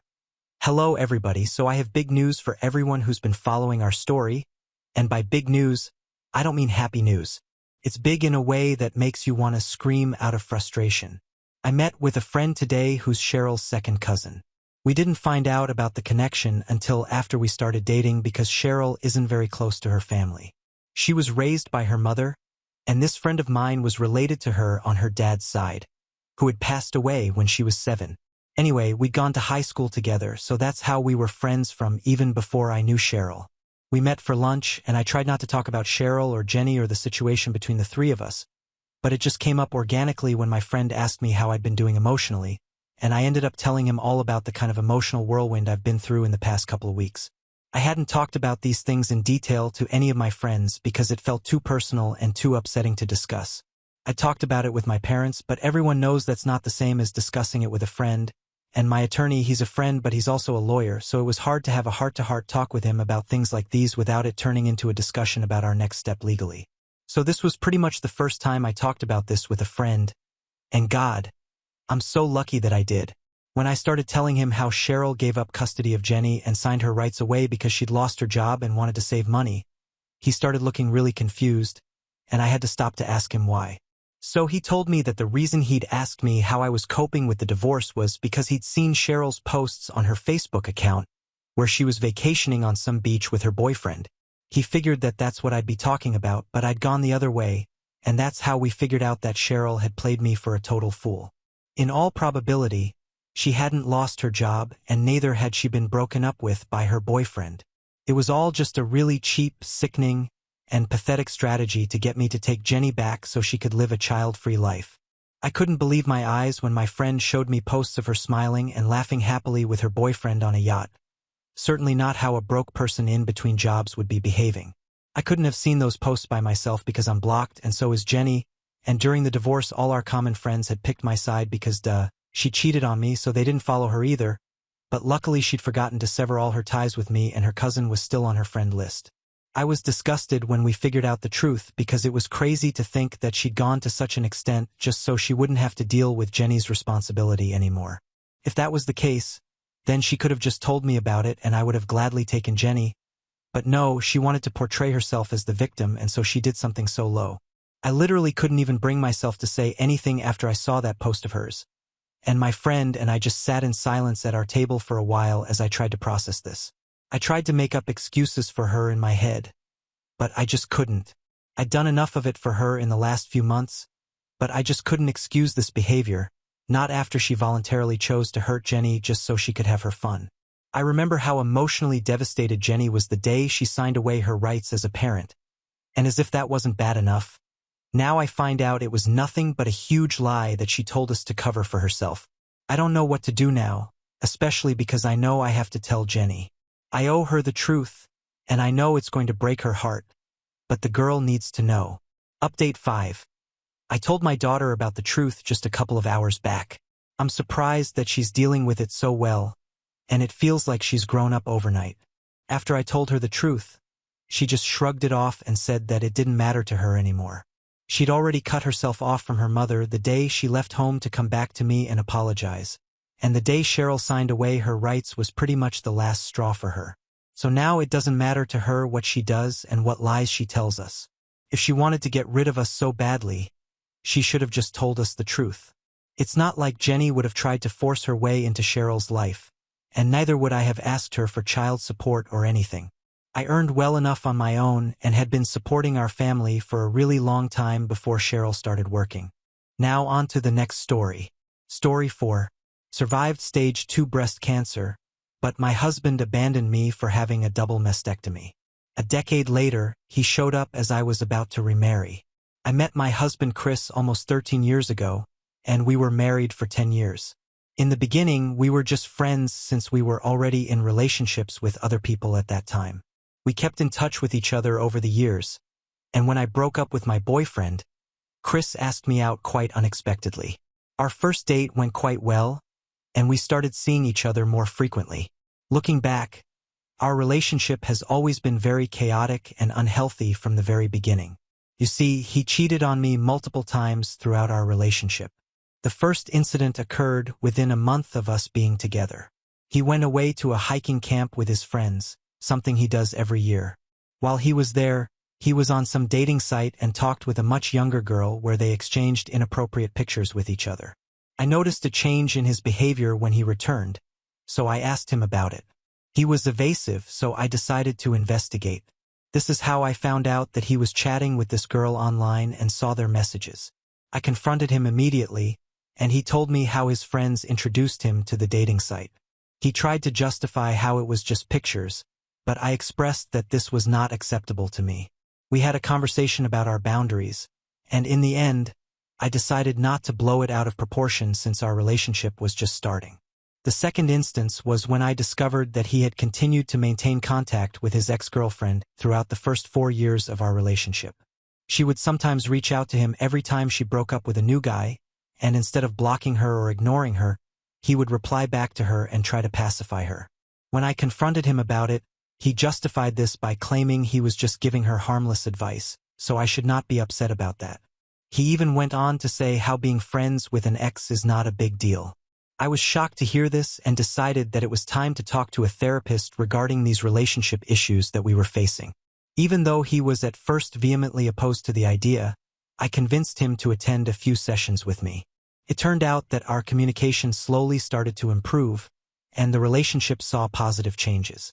We became even closer and closer and eventually decided to get married in an intimate setting. Every one of our close family and friends attended our happy day. During that time, our relationship felt really good, and we were totally in love with each other. We enjoyed being together and felt content with our connection. We have always split bills from the very beginning, so even after our marriage, we continued to do so. My ex was struggling a bit with some life choices and what to do next in his life as he had dropped out of college years ago and had a low-paying job. His family as well was going through a very difficult period with his parents splitting and his dad moving abroad for work. His relationship with his mother was not great either. He was unsure of his career path. I, on the other hand, was doing a degree at a very prominent college and a D1 varsity athlete, so I had my life all figured out. He did not like me talking about my studies, so I never brought this up as I did not want to make him feel less about himself. Every day after college, I would go for my part-time job so I could pay my expenses around the house. Unfortunately, one day out of nowhere, I started having some pain around my arm in my chest area during training and went in for a full body work just in case. It turns out that there was a tear in my arms which needed to have an operation. I remember sitting feeling dejected hearing this, thinking about how I was going to miss practice for a couple of weeks, but this wasn't even the worst news. My doctor checked my blood work and told me that there was some abnormality there. Upon close inspection, they found a tumor in my breast. It was cancerous, but it was stage 2. I started crying and shaking hearing this and called Chris to come to the hospital. The doctor assured us that I was still going to be okay as they had caught it early on. The revelation of my cancer diagnosis marked the beginning of a tumultuous chapter in our lives. In the beginning, my husband was extremely supportive. He spent hours and hours researching my treatment and the best surgeons to debulk the tumor. We found a great surgeon in Pittsburgh, so we scheduled an appointment with him. Meeting this doctor wasn't easy, but this was the best decision of my life, as he was quite experienced. He told me from the very beginning the risk of the surgery and that he may have to cut out some fat from my breast. My husband and I both didn't care as long as I was going to be okay. I went into surgery, and the doctor spent 18 hours taking out the tumors from my breast. It was a successful surgery, and I remember my husband crying into my arms in joy. Our happiness was short-lived as 3 weeks later during our weekly test, we found the cancer returning. I collapsed in shock as I thought that we had got it in control. My husband was proactive and spent countless hours with the doctor talking to him and coming up with a game plan for my recovery. The treatment journey was arduous, filled with the harsh realities of chemotherapy, surgery, and the emotional toll of facing mortality. The toxic substances coursing through my veins were difficult to live with. During treatments, my husband and I found solace in the simplicity of companionship. Through the nausea, the hair loss, and the moments of despair, he stood by my side offering solace and unwavering support. Our bond deepened as we navigated the uncharted waters of sickness together. The surgery to remove the tumor again was a pivotal moment. I was clearly informed by the doctor that this time they would have to remove my entire breast. I told my doctor that I'd been thinking about it and that I wanted to remove both of my breasts. My husband and the doctor were shocked to hear this. My husband started to convince me that the tumor was only in my left breast, so I didn't have to remove my right, but I knew that I never wanted to go through this ever again in case the cancer spread to my right breast. As long as I had breasts, I knew I would have to live with the fear that I might get this cancer back someday, and this terrified me. Obviously, I was angry and upset about it, but I knew that this was what I wanted. My husband was beyond upset, but this was not his decision to make. He tried to convince me several times before the surgery, but I stuck by my words. On the day I went in for the surgery, my husband started to cry and beg me, saying that I didn't have to do this, but I told him that I needed to put myself first, so I was okay with my decision. Thankfully, the surgery went well. The prognosis fortunately was also optimistic, and as I emerged on the other side of treatment, I carried not only the scars of surgery, but also a renewed sense of self and an appreciation for the fragility of life. My parents, who had been dreading that there would be more bad news, finally had a chance to rejoice. I was officially cancer-free. Throughout this time, the only thing that had changed was my husband. He wouldn't look me in the eyes and could only speak in short words. I couldn't figure out what was wrong. It was like he had changed during the whole process, and it left me feeling confused and hurt. He started picking fights with me for no apparent reason. It was like he had this wall up, and no matter what I did, he wouldn't let me in. We used to be so close, especially during my treatment, but now it felt like he was pushing me away. I tried talking to him, asking what was going on, but he would just get defensive or avoid the conversation altogether. It hurt because I needed support, especially after everything I had been through. Instead, I found myself dealing with tension and arguments that I couldn't understand. I began to feel this growing distance between us, and it made an already tough situation even harder to handle. I needed my husband to be there for me emotionally, but it seemed like he had checked out. The fights became a constant lingering cloud over what should have been a time of healing and rebuilding. I questioned whether the strain of my illness and the decisions I had made regarding the surgery had taken a toll on our relationship. Was he resentful or struggling with his own feelings? Amidst the physical and emotional recovery from surgery, I found myself grappling not only with the aftermath of cancer, but also with the strain on our relationship. It was a difficult time, and I couldn't shake the feeling that something had fundamentally changed between us. One night after he came home drunk, things took a turn for the worse. I could sense the tension in the air as soon as he walked through the door. I looked at him concerned and asked if he was okay. Instead of a reassuring response, he just started laughing, a bitter and mocking laughter that echoed through the room. "It's not like you can do something about it," he said, his words cutting through the air. I was taken aback, not understanding what had triggered such a harsh remark. I persisted, asking him what was wrong, hoping for an explanation that would shed light on the sudden animosity. He continued to laugh, the drunken haze apparent in his eyes. I kept urging him to tell me if something was troubling him, and he finally blurted out something that left me stunned. "How can I be happy when I'm living with a man?" he said. I couldn't believe what I was hearing. He went on to say he wanted a wife, but now he had a man because I had decided to cut off my breasts. Tears streamed down my face as his hurtful words sank in. He continued saying he hated seeing me ever since the surgery, and he wasn't attracted to me anymore. Despite my tears, I tried to explain that I had no choice. Cancer is dangerous, and I didn't want to go through it again. I was lucky to come out of it alive, but I couldn't bear the thought of facing that kind of danger again. He yelled at me saying that cutting off my breasts made me look more ugly. I kept crying, feeling the weight of his words crushing me. It was a painful realization that the person I had relied on for support during my battle with cancer now saw me in such a negative light. The scars on my body were not just physical. They were a reflection of the emotional wounds inflicted by someone I had thought would stand by me no matter what. That night was worse than the night I had found out that I had cancer. While my husband passed out on our sofa, I slept alone in our bed. Now that I knew my husband did not like me after my surgery, I was afraid that I would lose him forever.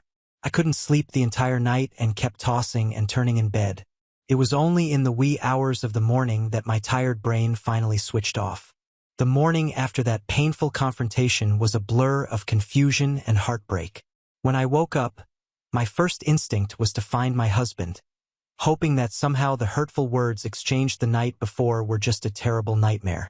I anxiously searched the house, calling his name, but he was nowhere to be found. Descending the stairs, I noticed an eerie silence in our home. The couch where he had passed out the night before was empty. Panic set in as I scoured every room, desperately hoping to see him and make sense of the emotional storm that had unfolded. That's when I noticed a sticky note on the fridge. My heart sank as I read the few words scrolled on that small piece of paper. "I am done with you," felt like a punch to the gut. I tried to call him over and over, but there was no answer. His belongings were gone. His car was missing from the driveway, and it was as if he had vanished into thin air. In a state of shock, I reached out to his parents, hoping they could shed light on his abrupt disappearance. To my surprise, they were just as bewildered and shocked as I was.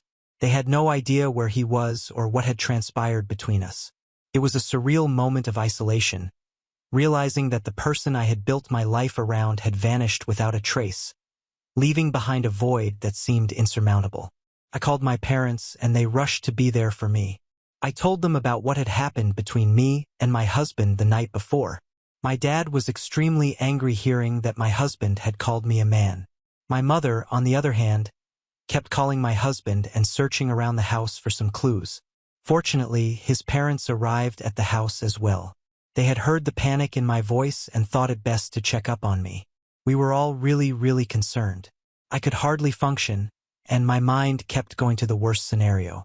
I can honestly say that the pain of that morning eclipsed even the darkest moments of my cancer diagnosis. The uncertainty and the suddenness of his departure left me grappling with a profound sense of loss with no closure. We went to the station and filed a police complaint, but because he was an adult who had packed all his clothes and taken his car, it was pretty much clear that he had simply left me. When I returned home that night, it felt like entering a void. A space that once brimmed with shared laughter and warmth, now it echoed with the haunting silence of abandonment. Days turned into nights, and I found myself crying for hours on end, hoping against hope that he would walk back through the door ready to apologize or explain. The house, once filled with the hum of our shared life, now felt desolate. I clung to the belief that maybe this was just a terrible misunderstanding and he would return to make things right. I called his number incessantly, my heart sinking with each unanswered call. It was as if he vanished from my life, leaving behind an aching void that no amount of tears could fill. My parents, sensing the depth of my despair, decided to stay with me for a couple of days, but it was really difficult for my dad to go to his workplace as my house was pretty far from his site. Hence, I tried to stay strong in front of my parents so they wouldn't have to worry about me anymore, and they eventually went back to their place. I was once again all alone and wandered around the house too sad to do anything else. The days that followed were marked by a mixture of confusion, grief, and a profound longing for answers that seemed to elude me. I couldn't believe that my husband of 10 years had vanished from my life without any explanation. Eventually, I decided that I had enough. As much as I was grieving, I wanted to get back into training and started doing online college classes so I could graduate. There was a lot of therapy, crying, and mental breakdowns, but I knew that I had to keep going forward. I was asked out by a couple of men and tried to go on a few dates, but I just couldn't get my husband out of my mind. Since then, I have graduated with 2 degrees and have secured a great job. I have healed a lot through therapy and worked hard on myself to become better and stronger. I met Paul while we were working. He was a client of mine, and I was never looking to date him, but throughout the time we worked together, I could see that we both were attracted to each other. After our contact was done and he was no longer a client, Paul surprised me by asking me out. I was flattered and eventually tried to decline his invitation, saying that I wasn't looking to date anyone, but he insisted on us going out for a coffee at least. That one meeting with Paul turned out to be a turning point in my life. Over coffee, we talked about our pasts, our dreams, and the challenges we had faced. It was refreshing to be around someone who listened without judgment, and I felt a connection that I hadn't experienced in a long time. Slowly, Paul became a source of strength and support, helping me move beyond the pain of my past. We shared laughter, dreams, and hardships as our friendship blossomed into something more. I realized that there could potentially be a future with him. Paul's kindness, understanding, and genuine care helped me rebuild my trust in love. With his encouragement, I continued therapy, addressing the lingering scars and insecurities. It wasn't an easy journey, but his unwavering support made it less daunting. I realized that I was slowly but surely falling in love with him. When I first came to this conclusion, I remember feeling so guilty about it that I called up my mother and started to cry to her. My mother comforted me, assuring me that seeking happiness was not wrong, especially considering my husband had been absent for so many years without any contact. Taking my mother's advice to heart, I decided it was time to face the reality of my marriage. I reached out to my husband's family, who had always supported me and kept in touch with me. We had a tearful conversation where I explained my decision to divorce my missing husband. They understood that this step was necessary for my own well-being, as they had witnessed the painful journey I had endured. I met with a lawyer to navigate the legal process of divorcing someone who had been absent for so long. The lawyer explained the concept of a default divorce, a way to end a marriage when one party has essentially disappeared for years. It was a step toward closure, a necessary formality to officially and legally move on from this marriage. It took a bit of time, but eventually, I was legally divorced from my husband. It was done and dusted, and I was confused about how I felt. On the one hand, I was legally single after so long, but on the other hand, I still felt guilty for divorcing my husband. Nevertheless, I decided to focus on my career and my relationship with Paul, who had been sweet and supportive to me throughout all this. Over the last 1.5 years, we have grown closer and closer. Paul is unlike anyone I have ever known. He makes me laugh in a way that reaches deep into my soul. His love is unabashed and genuine, and he never hesitates to show the world how much he cares for me. I have found an unfiltered happiness with him that has made me forget the pains of my past. My parents, who had been through the highs and lows with me, adore him as well. In Paul, I have discovered a partner who embraces me for who I am, scars and all. So when Paul decided to propose to me 3 months ago, I was over the moon with joy. It was a beautiful moment, one that felt like the perfect culmination of the love and support we had built together. As he got down on one knee, my heart raced with excitement, and the tears that welled up in my eyes were tears of happiness and gratitude. When I said yes, it felt like a declaration of not just love but also of triumph over the challenges I had faced in the past. I couldn't wait to spend the rest of my life with Paul, the man who had brought light into my life. With the engagement ring sparkling on my finger, I couldn't contain my excitement. I immediately called my parents to share the wonderful news. Their joy mirrored mine, and we celebrated the upcoming union with laughter and tears of happiness. Paul and I wasted no time in starting to plan our wedding, excited about the prospect of building a life together.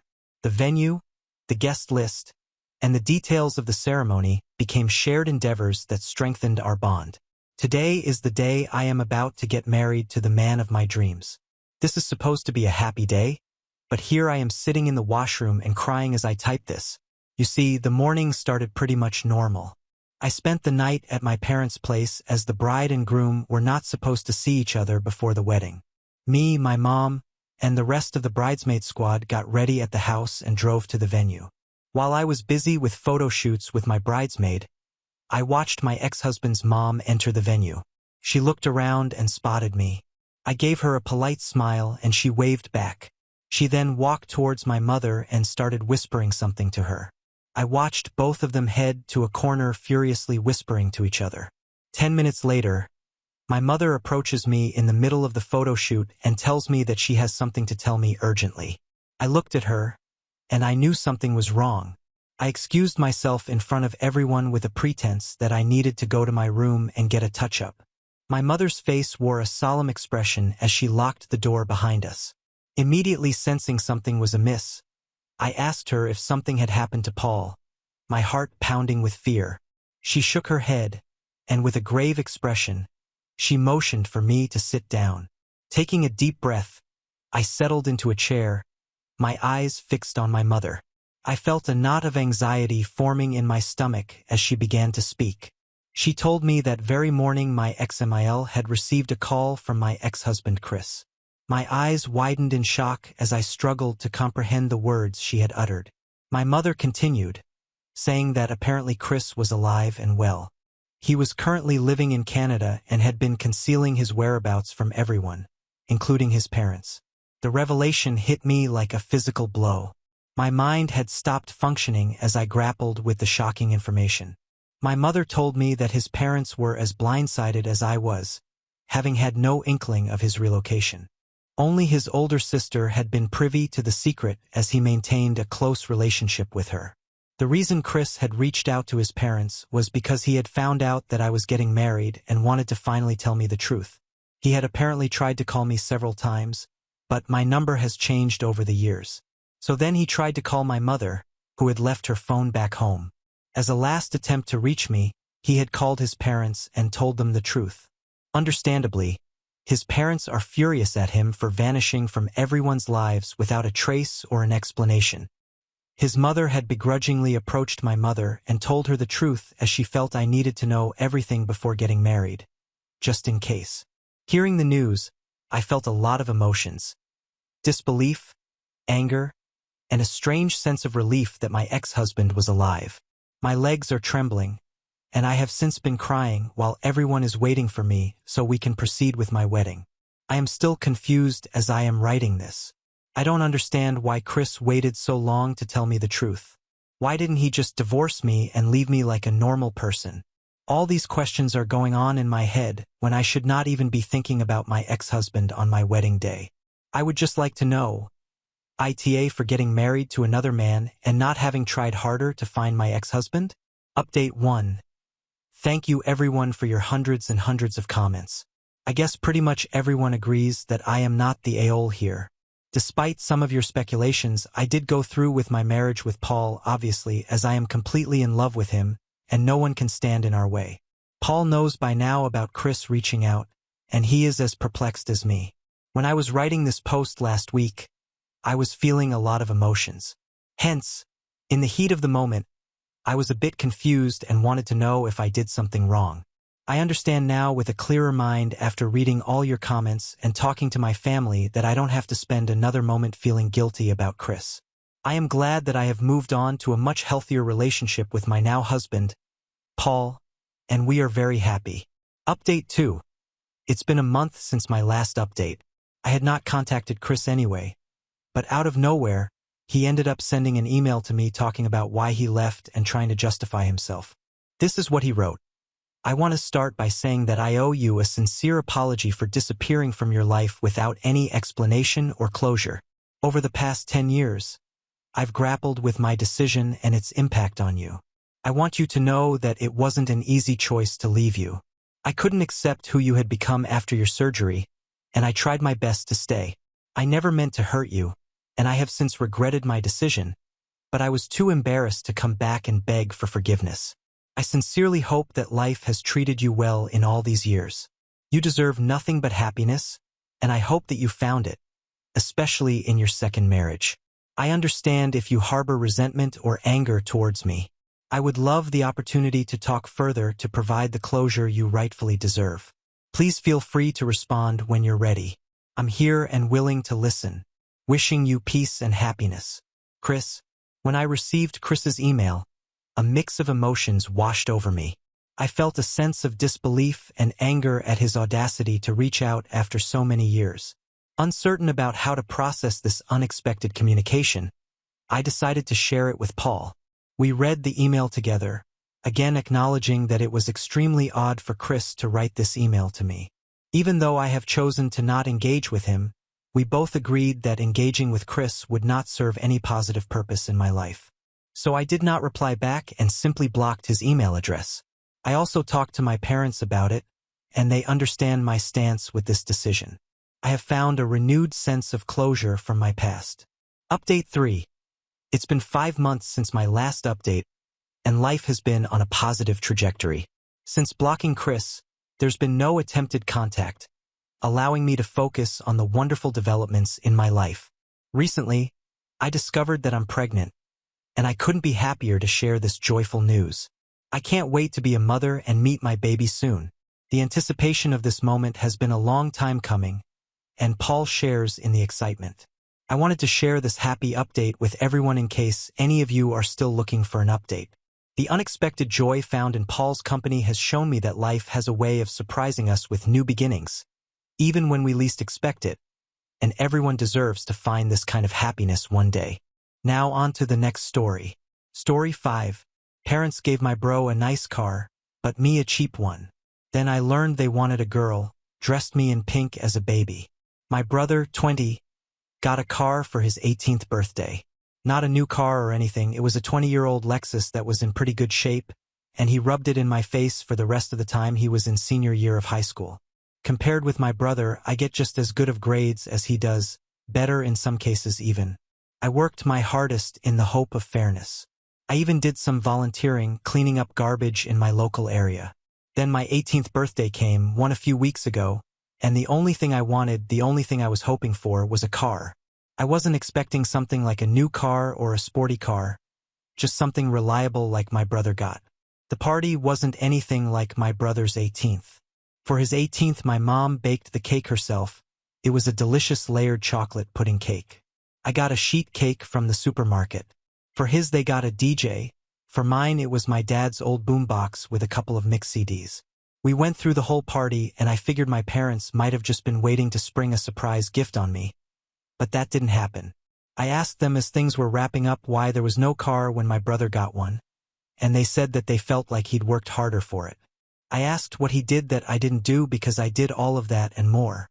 My grandma was nearby and heard everything, and then she asked them why as well.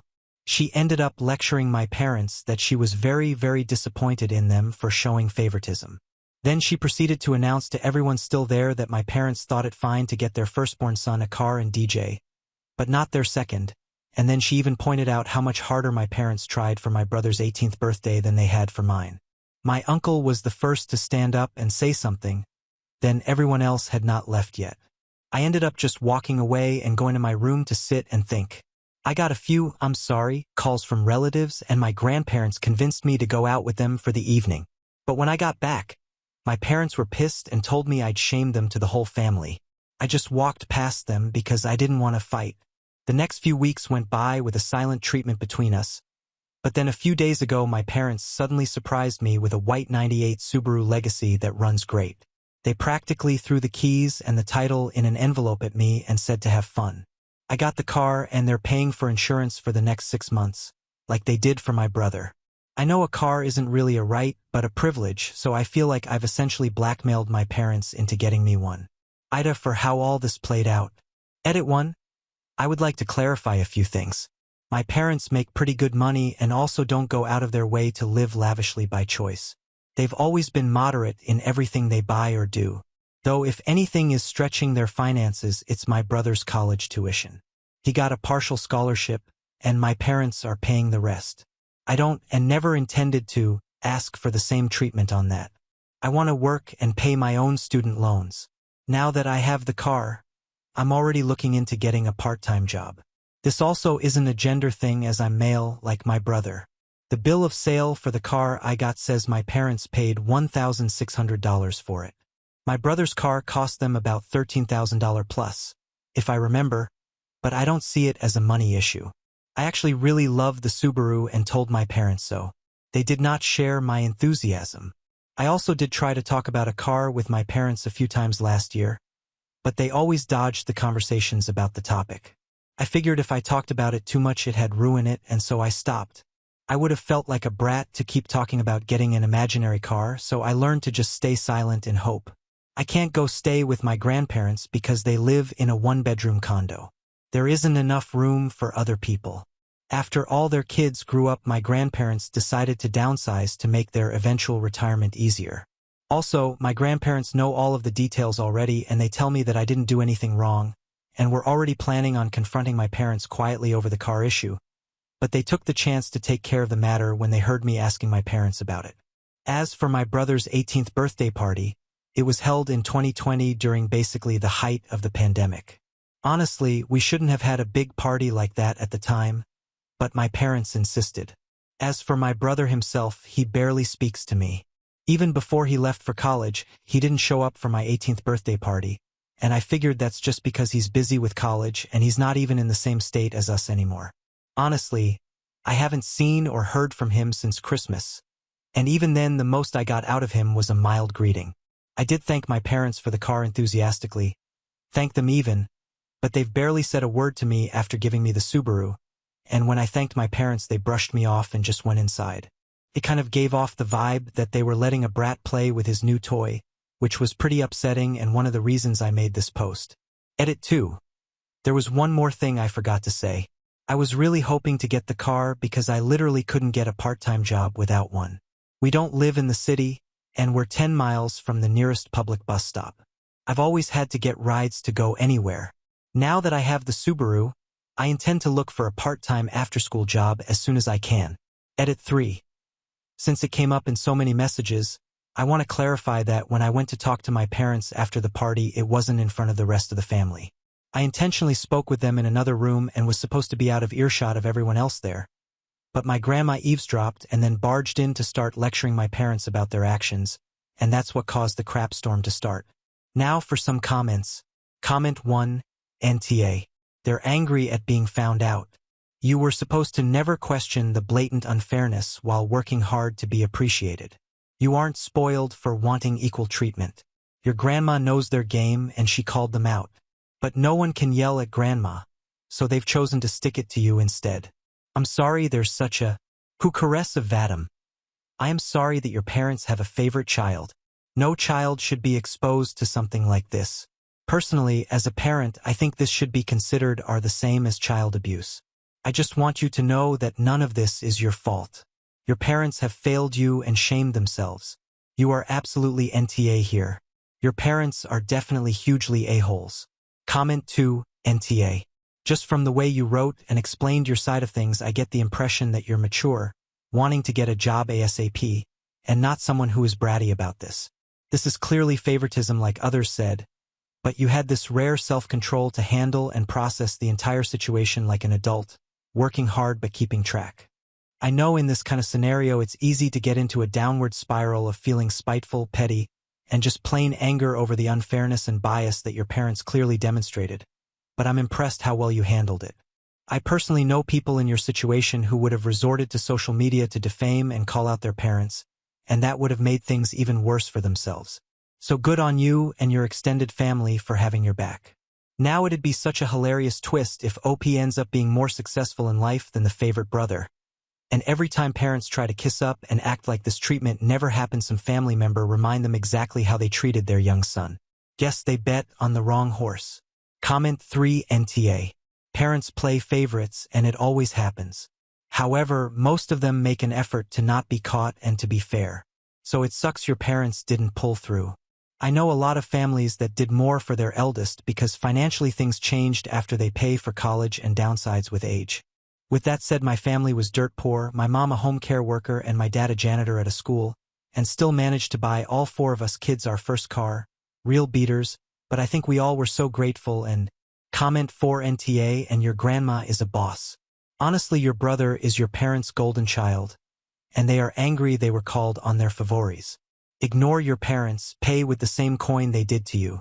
Save all the money you can because I'm pretty sure they won't pay a cent to help you, and there is a possibility they will ask you to leave the house. Update 1.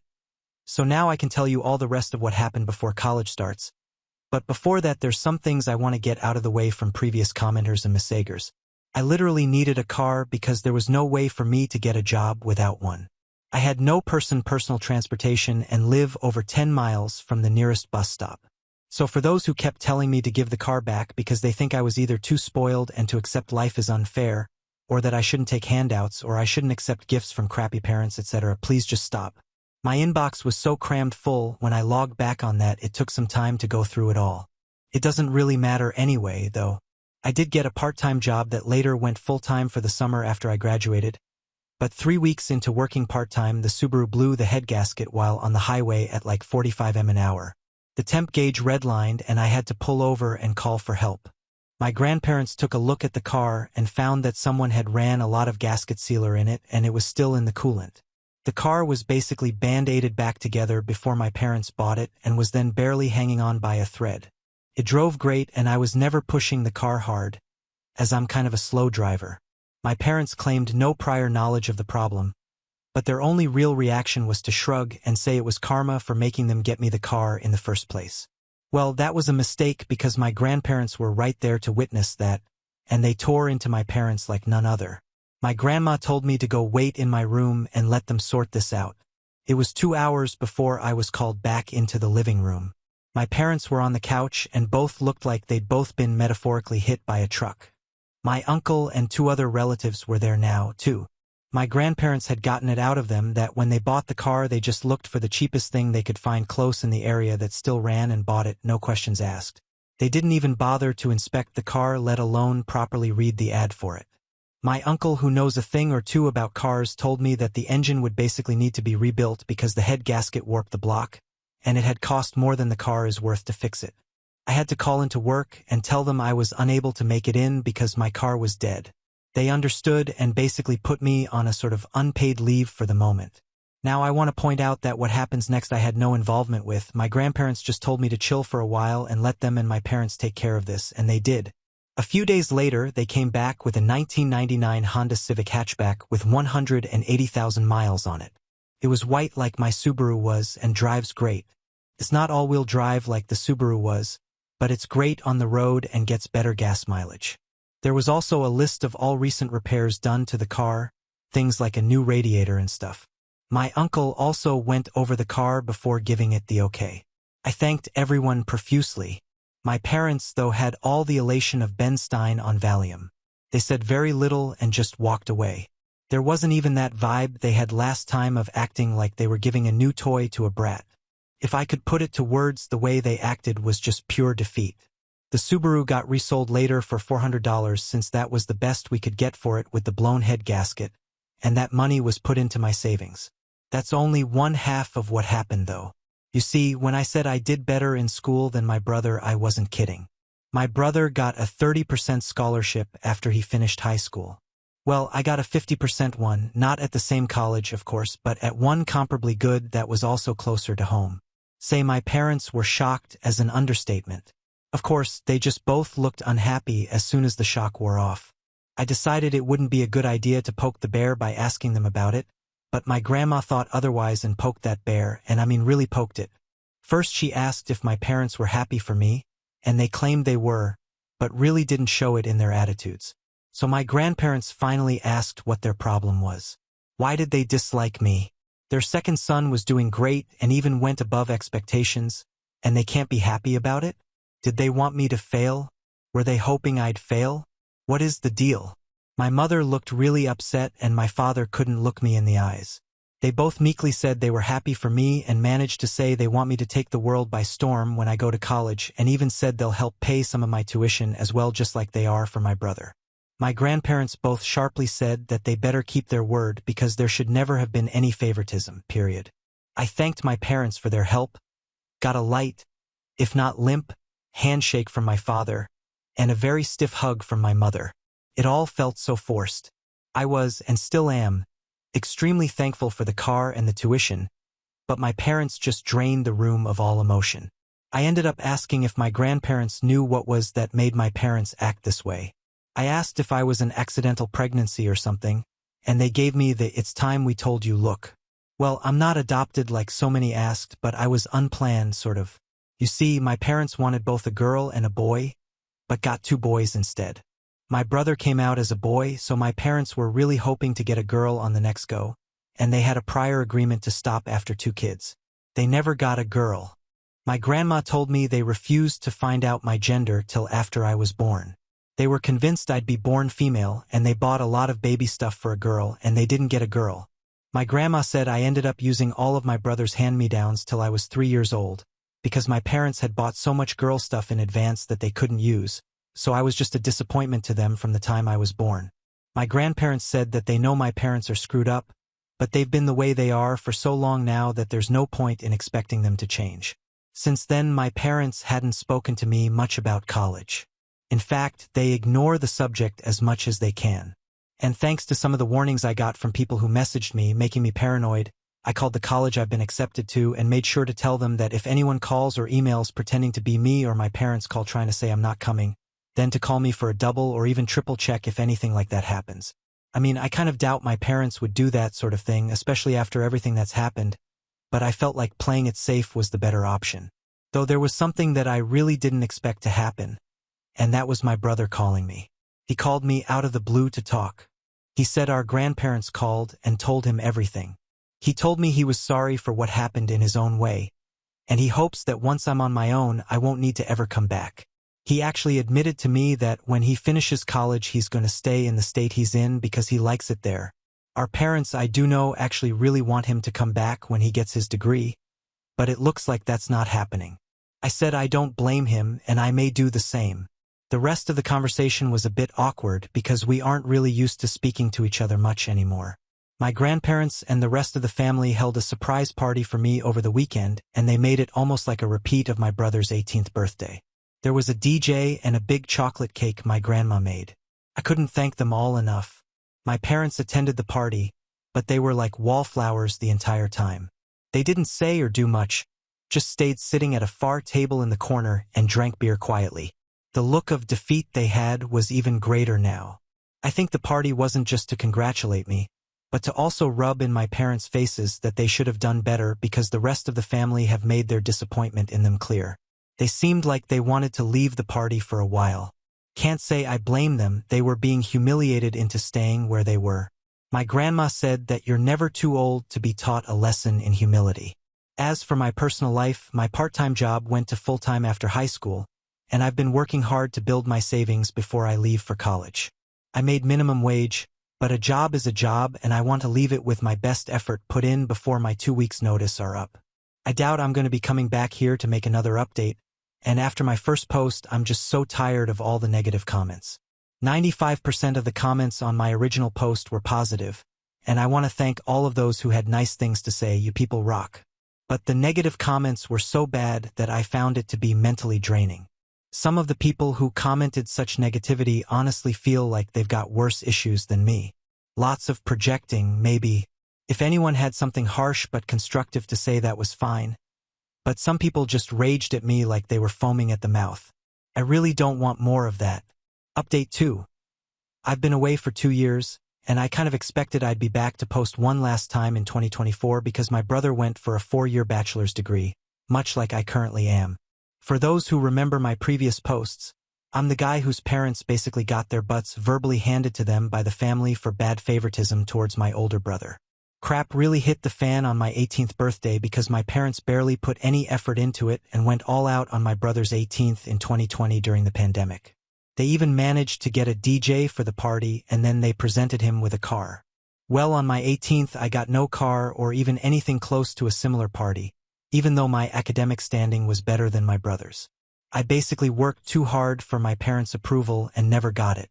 When I asked them why my brother got a car and not me, they claimed my brother worked harder for it, which was later confirmed to be not true when I got a bigger scholarship. My grandma happened to be eavesdropping and laid into my parents, then she got the rest of the family involved, and for the record they were planning on getting involved anyway. My grandma just stepped things up right then. My grandma ended up admitting even more to me later after I left for college. Before I was born, my parents were so convinced that I'd be a girl that they bought a bunch of girl stuff without even checking my gender through ultrasound. Well, I found out from my grandma about a year ago that my mother had tried to raise me like a girl for like the first 6 months of my life. She was putting me in girls' clothes and calling me by a different name. My father enabled it all. I know it's true because my grandma showed me old family photos of me with my brother when I was an infant and I was wearing pink in all of them. There was even a visible name tag on some of the photos of the name my parents wanted for a girl, but once word got out my parents stopped dressing me as a girl. My grandparents told my mother that trying to raise me as something I wasn't even giving me a choice on whether or not I wanted to be that, and though my family is rather old school but my grandparents are surprisingly open-minded people, and they put the hammer down on my parents so the girl treatment stopped, but instead of new clothes they gave me my brother's hand-me-downs for years, till my grandparents noticed that too and did something about it. Finding out all of this, my grandparents kept my childhood from being far worse than it was, and they never told me until this past couple of years. I am incredibly thankful for them. My mother apparently struggled to call me by my real name for 2 years or so, and because my parents didn't get a girl, they refused to connect with me like they did my brother, the boy they'd actually wanted. And when my grandparents heard I wasn't getting anything new like my brother was, they threatened them to petition for guardianship of me, and they had evidence of the various things I described, too.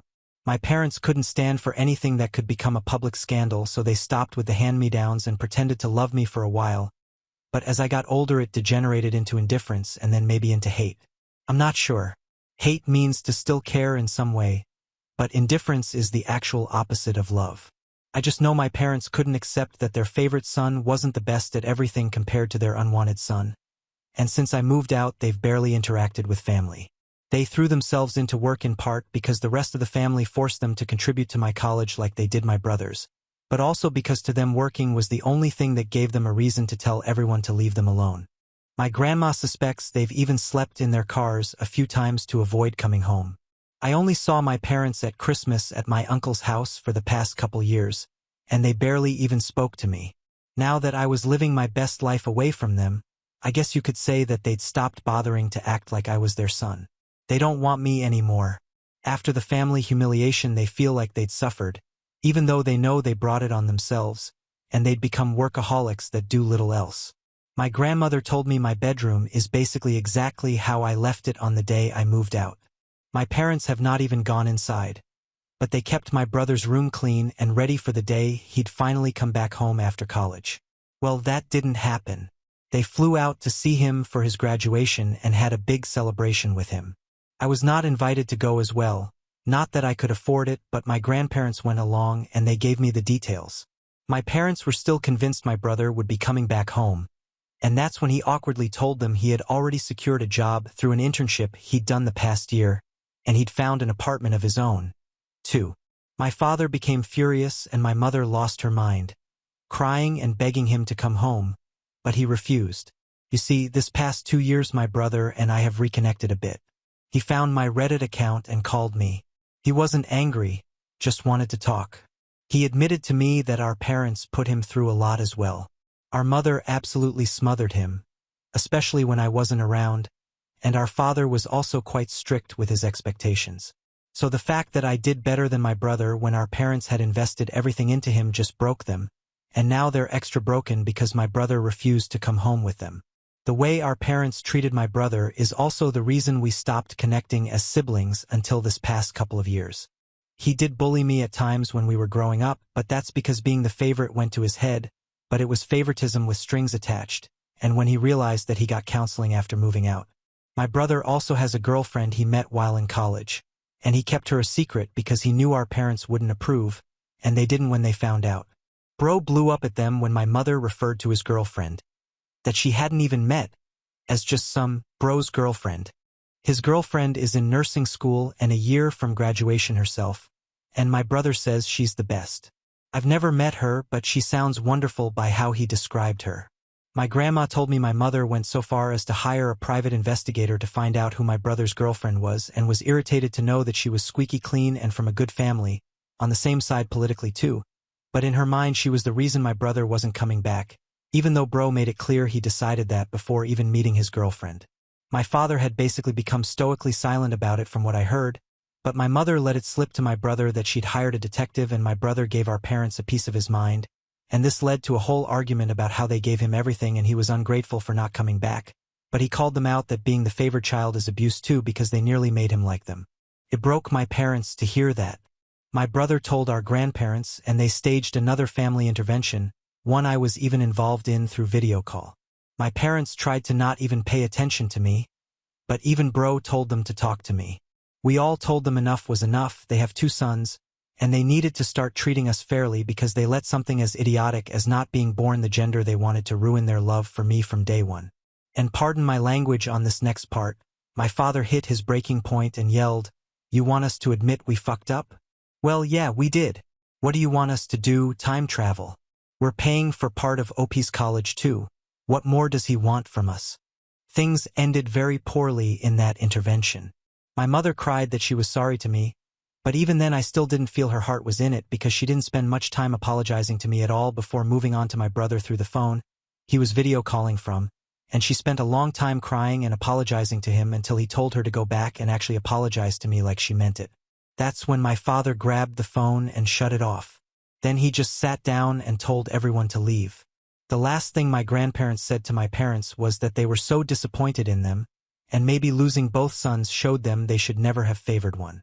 Right now, my parents are not on speaking terms with the rest of the family.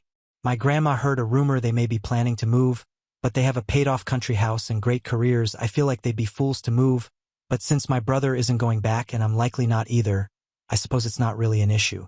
I kind of doubt they'd welcome me, and if I came to visit after the crap that went down. I am still thankful to them for helping to pay for my college. My student loans were significantly reduced thanks to them, but as parents I think we can all agree they just didn't do a good job. Now on to the next story. Story 6.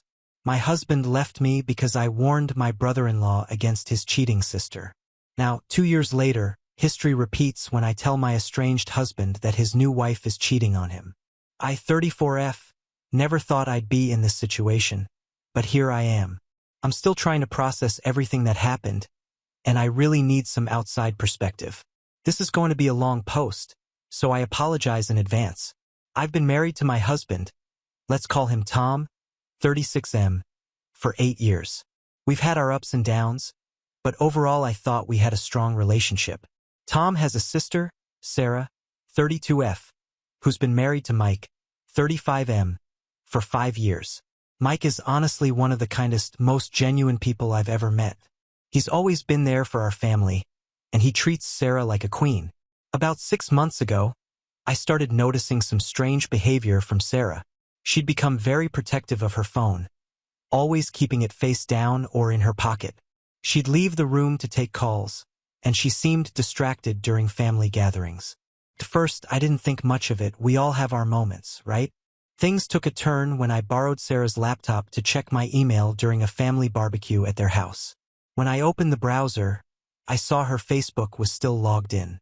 I know I shouldn't have looked, but something caught my eye. There was an open chat with a man I didn't recognize, and the messages were intimate, to say the least. I quickly closed the browser, feeling sick to my stomach. I spent the next few days agonizing over what I'd seen. Should I confront Sarah? Tell Mike? Keep it to myself? I decided to talk to Sarah privately. When I confronted her, she broke down crying. She admitted she'd been having an emotional affair with a coworker for the past few months. She swore it hadn't gotten physical, but she was struggling with her feelings. Sarah begged me not to tell Mike or Tom. She said she was confused and needed time to figure things out. She promised she'd end things with the other man and work on her marriage. Against my better judgment, I agreed to keep her secret. I thought maybe it was just a phase, a moment of weakness that she'd overcome. Weeks passed, and I watched Sarah and Mike's interactions closely. To my relief, Sarah seemed more attentive to Mike, and I hoped the whole thing was behind us. But then, about 2 months after our talk, I overheard Sarah on the phone in our backyard during a family dinner. She was whispering, but I could clearly hear her making plans to meet someone at a hotel. My heart sank. I couldn't ignore it anymore. The guilt was eating me alive. Every time I saw Mike, so loving and trusting, I felt like I was betraying him, too. After another sleepless night, I made the decision to tell Mike everything. I asked Mike to meet me for coffee, saying I needed his advice on something. When we sat down, I could barely look him in the eye. I started by apologizing for what I was about to tell him, and then I laid it all out. The Facebook messages, the phone call, everything. Mike sat there in stunned silence, his face a mix of shock, pain, and disbelief. When Mike finally spoke, his voice was barely above a whisper. He thanked me for telling him and left quickly. I sat there for a long time, wondering if I'd done the right thing. The fallout was immediate and intense. Mike confronted Sarah that same day, and she admitted to the affair. It turned out it had indeed become physical. Their house turned into a war zone, with Sarah moving out to stay with a friend within days. I thought that would be the end of it, at least for me, but I was wrong. Tom came home one night absolutely livid. Sarah had called him hysterical, saying I'd ruined her marriage. Tom was furious that I'd interfered in his sister's relationship. He accused me of betraying family loyalty and sticking my nose where it didn't belong. I tried to explain my position. I told Tom how I'd initially kept Sarah's secret, hoping she'd sort things out. I explained the guilt I felt knowing Mike was being deceived. I argued that Sarah was the one who ruined her marriage by cheating, not me for exposing the truth. But Tom wouldn't hear it. He kept saying I should have minded my own business, that families should stick together no matter what. Our argument escalated, with both of us saying hurtful things. Tom accused me of always thinking I knew best, of being a busybody who couldn't resist drama. I shot back that his blind loyalty to his sister was misplaced and that he was overlooking her betrayal of a good man. The fight ended with Tom storming out. He didn't come home that night or the next. When he finally returned, he was cold and distant. He said he needed time to think about our relationship. I was shocked. How had my marriage become collateral damage in this mess? Over the next few weeks, Tom and I tried to talk things through, but we kept hitting the same wall. He couldn't get past what he saw as my betrayal of his sister, while I couldn't understand how he could defend Sarah's actions. The tension in our house was unbearable. Finally, after a particularly heated argument, Tom dropped a bombshell. He said he wanted a separation. He felt he couldn't trust me anymore, that I'd shown my true colors by turning on family. I was devastated. How had trying to do the right thing cost me so much? As I write this, Tom is staying with a friend. We're technically separated, though neither of us has mentioned divorce yet. Sarah and Mike are in the middle of divorce proceedings. Mike has thanked me multiple times for telling him the truth, saying he'd rather know than live a lie, but that small comfort doesn't ease the pain of watching my own marriage crumble. I've replayed the events in my head 1,000 times. Should I have kept quiet? Was Tom right that I should have minded my own business? But every time I think about Mike blissfully unaware while his wife betrayed him, I feel like I made the right choice, yet the cost has been so high. My friends are divided. Some say I did the right thing, that exposing infidelity is always the moral choice. Others say I should have stayed out of it, that it wasn't my secret to tell. I'm torn between standing by my principles and wishing I could turn back time and keep my mouth shut. So I turn to you. Am I wrong for telling Mike about Sarah's infidelity, even though it's led to the potential end of my own marriage? Was I wrong to prioritize honesty over family loyalty? Should I have given Sarah more time to come clean on her own? I'm lost and could really use some outside perspective. Edit 1. Wow, I didn't expect this post to blow up like this. Thank you all for your comments and insights. I want to clarify a few things based on the questions I'm seeing. 1. Yes, I did try to talk to Tom about the situation before telling Mike. Tom was away on a business trip when I first discovered Sarah's affair, and I wanted to discuss it with him in person. By the time he got back, Sarah had convinced me to keep quiet, so I didn't bring it up. In hindsight, I should have told Tom immediately. 2. Some people are asking about Mike and Sarah's kids. They don't have any children, which is one small mercy in this situation. I can't imagine how much more complicated this would be if there were kids involved. 3. A lot of you are suggesting marriage counseling for Tom and me. I've brought it up, but Tom is resistant to the idea right now. He says he needs space to process everything. I'm hoping he'll come around to the idea of counseling once some time has passed. 4. To those asking about Sarah and the other man, as far as I know, they're not together. Sarah claims she ended things with him when Mike found out, but I don't know if that's true. I'm trying to keep my distance from the whole situation now. 5. Some have asked about my relationship with Mike now. We're friendly when we see each other at family events, but we're not close. I think he appreciates what I did, but it's also a painful reminder for him. We're keeping things polite but distant. 6. To address the comments about family loyalty, I understand where Tom is coming from. I really do. He and Sarah have always been close, but I can't agree that family loyalty should extend to covering up infidelity. I believe loyalty should be to what's right, not to protecting someone who's causing harm. 7. For those suggesting I had ulterior motives or enjoyed the drama, I can assure you that's not the case. This has been one of the most stressful and painful experiences of my life. I never wanted any of this to happen. I was just trying to do what I thought was right in an impossible situation. I'm reading all your comments and trying to respond where I can. Thank you all for your input, even if I don't agree with all of it. This has given me a lot to think about. Edit 2. I've been thinking a lot about a comment someone made about how I handled the initial discovery. You're right, I shouldn't have snooped in Sarah's Facebook messages. Even though it was accidental at first, I should have logged out immediately. That was a violation of her privacy, and I regret it. I still think telling Mike was the right thing to do ultimately, but I should have handled that initial discovery differently. Edit 3. To those asking for an update, there isn't much to report yet. Tom and I are still separated. We've had a few conversations, mostly about practical matters. He's still very hurt and angry. I'm giving him space, but I've made it clear I'm open to working on our marriage if he's willing. As for Sarah and Mike, their divorce is proceeding. I'm trying to stay out of it as much as possible. I'll post an update if anything significant changes. Thank you all for your support and advice during this difficult time. Update. It's been a while since my original post, and a lot has happened. I wanted to give you all an update on how things have turned out. Buckle up because this story took some unexpected turns. After my last update, things with Tom continued to deteriorate. Despite my hopes that he might come around to the idea of counseling, he became more and more distant. Our conversations, when we had them, were tense and often ended in arguments. It became clear that Tom couldn't move past what he saw as my betrayal of his sister. About 6 months after my original post, Tom filed for divorce. I was heartbroken, but by that point I wasn't surprised. The divorce process was difficult and emotionally draining, but we managed to keep things civil for the most part. We finalized our divorce about a year after my original post.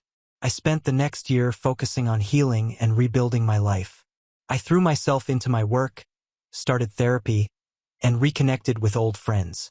Slowly but surely, I started to feel like myself again.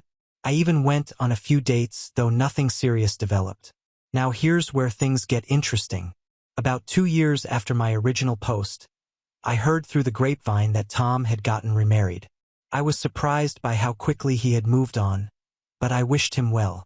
His new wife, let's call her Tanya, seemed nice from the little I knew about her. Life has a strange way of coming full circle sometimes. About 3 months ago, I was at a business conference in another city. I was having dinner at the hotel restaurant when I saw a familiar face. Tanya, Tom's new wife.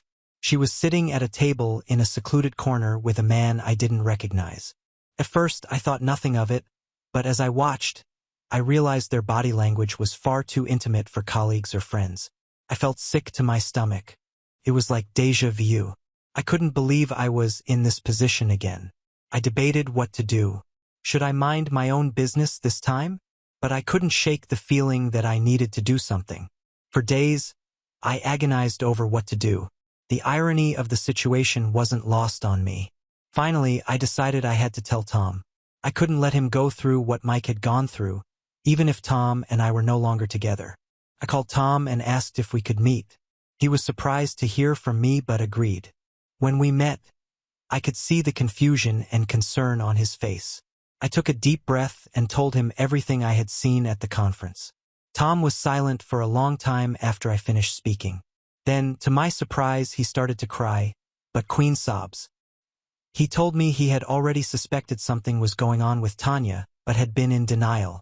My information just confirmed his fears. As Tom calmed down, he looked at me with a mix of gratitude and regret. He apologized for how he had treated me during our marriage and divorce. He said he now understood why I had told Mike about Sarah's affair, and that he had been wrong to react the way he did. Tom asked if there was any chance we could try again now that he understood my perspective. Part of me was touched by his apology and admission of wrongdoing, but a larger part of me knew that too much had happened, too much time had passed. I told Tom that while I appreciated his apology, I couldn't go back. The trust between us had been broken, not just by the divorce but by the years of anger and resentment that followed. I had moved on and built a new life for myself, and I wasn't willing to risk that for a relationship that had caused me so much pain. Tom was disappointed but said he understood. We parted on good terms, with a mutual respect that had been missing for a long time. As for me, I feel a sense of closure that I didn't even realize I needed. I stand by my decision to tell the truth in both situations, even though it cost me my marriage the first time. I've learned that honesty, while sometimes painful, is always the best policy in the long run. Life is full of unexpected twists and turns, and I'm sure there will be more challenges ahead, but I feel stronger now, more sure of myself and my values. I'm looking forward to whatever the future holds, knowing that I'll face it with integrity and honesty. Thank you all for your support throughout this journey. Your comments and advice helped me more than you know during some of my darkest days. I hope this update provides some closure for those of you who have followed my story. Now on to the next story. Story 7. My MIL tried to extend her stay in our house indefinitely without asking us. When I said no, she turned the whole family against me. I'm Jane, 32F, and I've been married to Eric, 34M, for 8 years. We have 2 kids, Lily, 6F, and Max, 4M. Eric comes from a close-knit family with his parents, Jack, 60M, and Linda, 58F, and his younger sister, Karen, 29F. Eric and I met in college. I was the quiet, studious type, while Eric was the life of the party. We were an unlikely pair, but we balanced each other out perfectly. After graduation, we moved in together and started building our life. Eric proposed a year later, and we had a beautiful wedding surrounded by both our families. From the beginning, I noticed how different our families were. My parents, both professors, valued independence and personal space. They called once a week and visited on major holidays. Eric's family, on the other hand, was always around. Linda would drop by unannounced with homemade casserole. Jack would call Eric every evening to discuss sports, and Karen seemed to think our apartment was an extension of her own. At first, I tried to embrace their closeness. I joined their weekly family dinners, attended every birthday party and barbecue, and even went on their annual family camping trip. But as time went on, I started feeling suffocated. I couldn't make plans without checking the family calendar first. Our weekends were always booked with family events. Even our date nights were often interrupted by calls from Eric's family. The breaking point came when Lily was born. Linda showed up at the hospital before I had even been moved to a private room. She stayed for hours, holding the baby and giving me unsolicited advice on breastfeeding and diaper changing.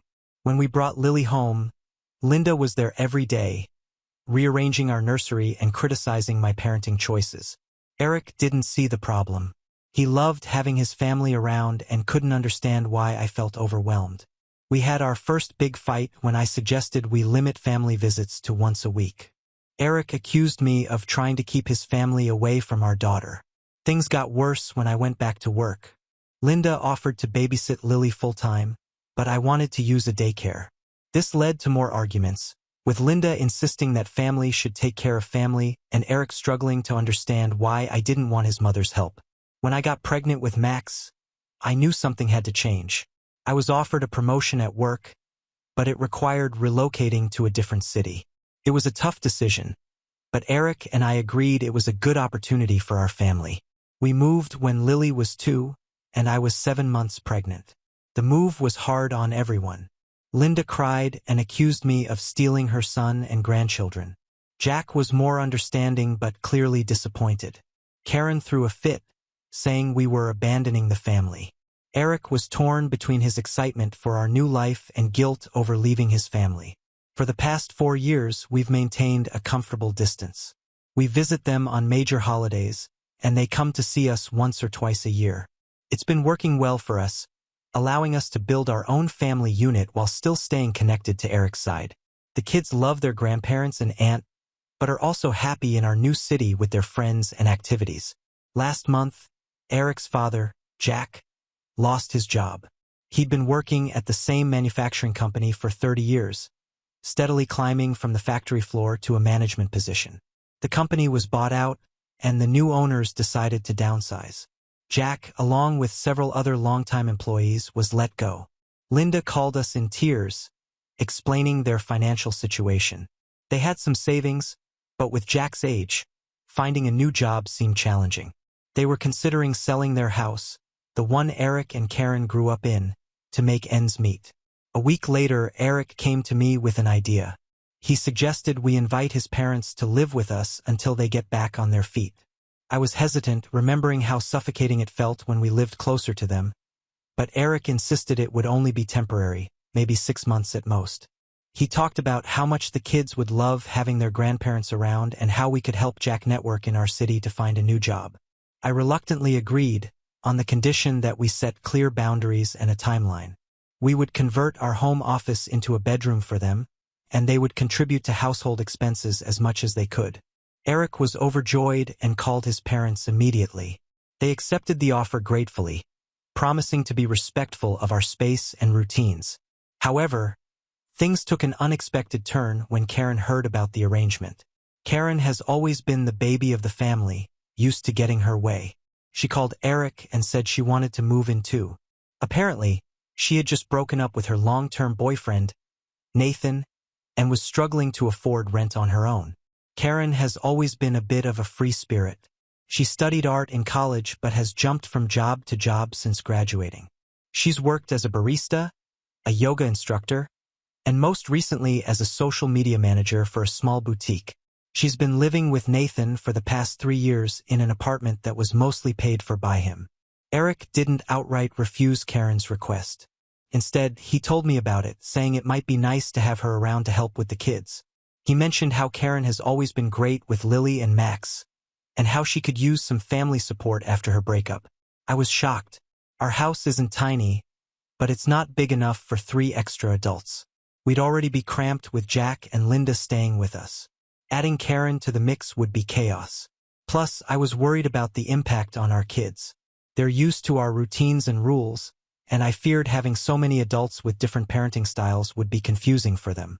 I put my foot down and told Eric absolutely not. Having his parents was already a big adjustment, but adding Karen would be too much. I pointed out that Karen is an adult who should be able to support herself and that her situation wasn't as dire as his parents. Eric got upset, accusing me of not caring about his family. He said I was being selfish and that family should always come first. He brought up how my parents live in another country, they're currently on a 2-year teaching assignment abroad, and how his family has always been there for us. I argued that our nuclear family, me, him, and our kids, should be our priority. I reminded him of how overwhelmed I felt when we lived near his family before and how much healthier our relationship has been since we moved. We got into a heated argument, with Eric saying I never truly accepted his family and me pointing out how his family never respected our boundaries. The argument ended with Eric storming out of the house. He went to stay with a friend for the night, leaving me alone with the kids. I'm standing firm on my decision, but now I'm wondering if I'm being unreasonable. Am I the for refusing to let my sister-in-law move in, even though I agreed to his parents staying with us? Edit. Thank you all for your responses. To clarify some points, our house has 3 bedrooms. We're already planning to have the kids share a room when Eric's parents move in. Karen has a job, but she says her salary isn't enough to cover rent in her current place without her ex-boyfriend's contribution. Eric and I never discussed helping Karen financially before this. Came out of the blue. We haven't told Jack and Linda about this situation yet. They're planning to move in next month. Update 1. It's been 3 weeks since my last post, and a lot has happened. First, I want to thank everyone for their advice and support. It really helped me gain perspective on the situation. After Eric came back home the next day, we had a long, honest conversation. I explained my concerns about overcrowding our home and the stress it would put on our family. I reminded him of the challenges we faced early in our marriage when his family was constantly around and how moving away had strengthened our relationship. I also opened up about my fears of losing our family's identity. I told him how I worried that having his parents, and potentially his sister, living with us would shift the dynamic, making me feel like an outsider in my own home. I shared how I sometimes still feel like I'm not fully accepted by his family, especially his mother, and how having them all under our roof might exacerbate those feelings. Eric listened attentively, and I could see the conflict in his eyes. He admitted he felt guilty about Karen's situation, and that's why he considered letting her move in. He opened up about feeling torn between his role as a husband and father and his role as a son and brother. He shared how he sometimes feels like he's failing his family by living far away, especially now when they're struggling. We talked about our different family backgrounds and how they shape our perspectives. I shared more about my childhood, growing up with parents who were often busy with their academic careers. I explained how I learned to be independent from a young age and how that influenced my desire for personal space and boundaries. Eric talked about the close-knit community he grew up in, where neighbors were like extended family and everyone looked out for each other. After hours of discussion, we came to a compromise. We decided to help Karen financially for a few months so she could keep her current apartment, but we made it clear that this was temporary assistance, not a long-term solution. We agreed to review our budget and set aside a specific amount each month for 3 months. This would give Karen time to either find a better-paying job or a more affordable living situation. We also set a strict 6-month limit for his parents' stay, with the understanding that they need to actively look for jobs and their own place during this time. We drafted a simple agreement outlining our expectations, including contributing to household expenses, respecting our parenting decisions, and maintaining the privacy of our bedroom and the kids' rooms. Eric's parents, Jack and Linda, moved in 2 weeks ago. It has been an adjustment, to say the least. They arrived with more belongings than we expected, and our house suddenly feels much smaller. They're trying to be helpful, but it's clear they're used to running their own household. Linda keeps rearranging our kitchen, saying she's improving it. She's moved things around so much that I can never find what I need when I'm cooking. Jack has taken over our garage for his woodworking hobby, which he says helps him de-stress from job hunting. The noise and sawdust have become a constant presence. The kids are enjoying having their grandparents around, but bedtime has become a challenge. Linda thinks our rules are too strict and often tries to let the kids stay up later. She'll start a movie right before bedtime or offer them snacks when they should be brushing their teeth. I've had to have several conversations with her about respecting our parenting decisions. It's been awkward and tense at times. Eric has been supportive, backing me up when his parents overstep. He's also been actively helping his dad look for job opportunities and encouraging his mom to consider part-time work to supplement their income. I can see the strain it's putting on him, trying to balance everyone's needs and expectations. Karen wasn't happy about not being able to move in, but she accepted the financial help we offered. She's been calling Eric frequently, complaining about her ex and her job. I can tell it's stressing Eric out, but he's trying to maintain boundaries. He's encouraged her to seek therapy to deal with her breakup and to consider taking some professional development courses to improve her job prospects. Last week, we had a family dinner with Karen. She brought up the idea of moving to our city to be closer to family. I could see Eric tense up, probably worried I'd be upset, but I actually think it might be a good idea for her to be closer, just not in our house. We're helping her look at job opportunities and affordable apartments in our area. I figure if she's going to rely on family support, it might as well be in a way that doesn't involve her living with us. It's not perfect, but we're managing. Eric and I are communicating better than ever, which is a silver lining in all this. We're united in our approach to helping his family while protecting our own family unit. We've started having check-in conversations every few days to discuss any issues that come up and make sure we're on the same page. The experience has made me reflect on my own relationship with family and independence. While I still value my personal space, I'm trying to be more understanding of Eric's desire to help his family. At the same time, Eric is learning to set better boundaries with his parents and sister. I'll keep you updated on how things progress. Thanks again for all your support, Reddit. It's been incredibly helpful to have an outside perspective on this complicated situation. Update 2. It's been 2 months since my last update and things have taken an unexpected turn. I appreciate everyone who's been following our story and offering advice. Jack, my father-in-law, found a job. It's not in his previous field of manufacturing management, but it's a decent position at a local hardware store. He seems to be enjoying it, especially since it allows him to share his DIY knowledge. This has lifted everyone's spirits and eased some of the financial stress. Jack's been coming home with funny stories about customers and their home improvement disasters, which has been a nice change from the tense atmosphere we've had lately. Linda, however, is struggling to adjust.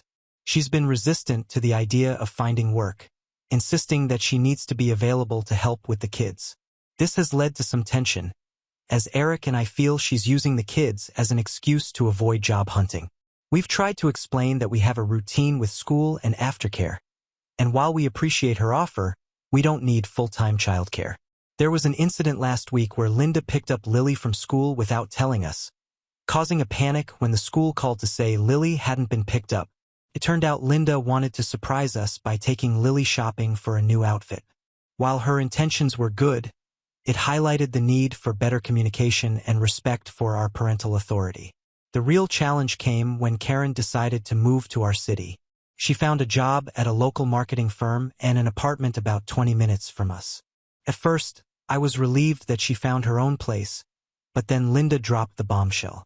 She announced at dinner one night that she and Jack were thinking of extending their stay with us indefinitely to help Karen settle in. Eric looked shocked, and I felt like the ground had disappeared beneath me.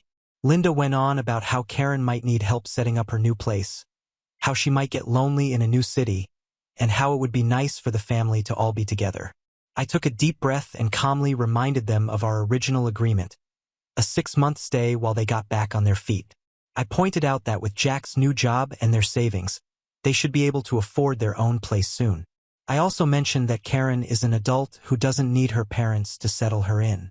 Jack looked embarrassed and started to apologize, but Linda interrupted, saying family plans change when family needs arise. She went on about how in her day, families stuck together and supported each other through thick and thin.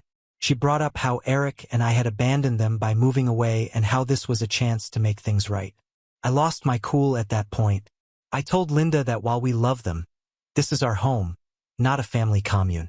I reminded her of all the times she had overstepped since moving in, rearranging our things, interfering with our parenting, and now making unilateral decisions about living arrangements. I pointed out that we had been generous in opening our home to them and that it was unfair to try to change the terms of our agreement. Linda got upset and accused me of being cold and unfamily-like. She turned to Eric, clearly expecting him to side with her. To my relief and surprise, Eric stood his ground. He told his parents that we had been generous, but we needed our space back. He suggested they look for an apartment near Karen if they wanted to be close to her. The atmosphere was tense for a few days after that. Linda barely spoke to me, and Jack seemed caught in the middle. He tried to smooth things over, explaining that Linda was just worried about Karen and didn't mean to overstep. I appreciated his effort to keep the peace, but I stood firm on our original agreement. Karen called Eric to complain about how I was kicking out their parents, but Eric set her straight about the situation. He explained that this was always meant to be a temporary arrangement and that it wasn't fair to try to change that without discussing it with us first. We're now helping Jack and Linda look for their own place. The original 6-month timeline is coming to an end, and we're firm about sticking to it. It's not easy, but Eric and I are united in this decision. We've started looking at apartments in Karen's area, trying to find something that would suit Jack and Linda's needs while also being close to their daughter. I feel guilty sometimes, especially when I see how much the kids enjoy their grandparents around.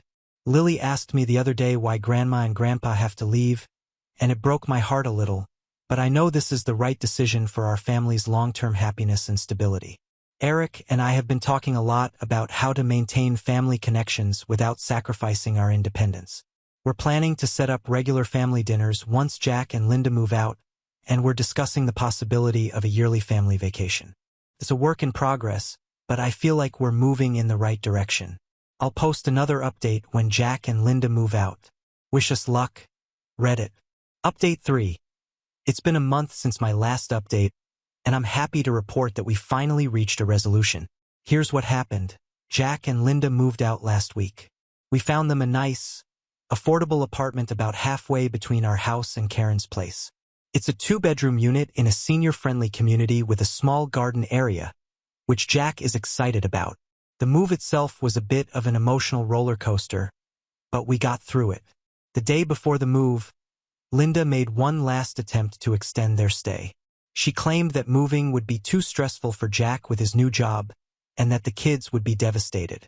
Eric and I stood firm, reminding them of our agreement and the importance of having our own space back. We reassured them that we'd still see each other often, and that this wasn't a goodbye, just a change. Moving day was hectic but successful. Eric and I helped them settle in, and even Karen showed up to lend a hand. It was actually nice to see everyone working together without the underlying tension of living under one roof. We spent the day unpacking boxes, arranging furniture, and setting up their new place. By the end of the day, it was starting to feel like home for them. The kids were sad to see their grandparents go, but we've already set up a regular schedule for visits. They'll come over for Sunday dinners, and we'll visit them every other Saturday.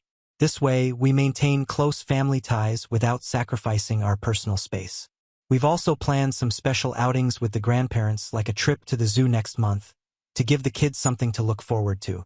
Karen seems to be adjusting well to her new job and apartment.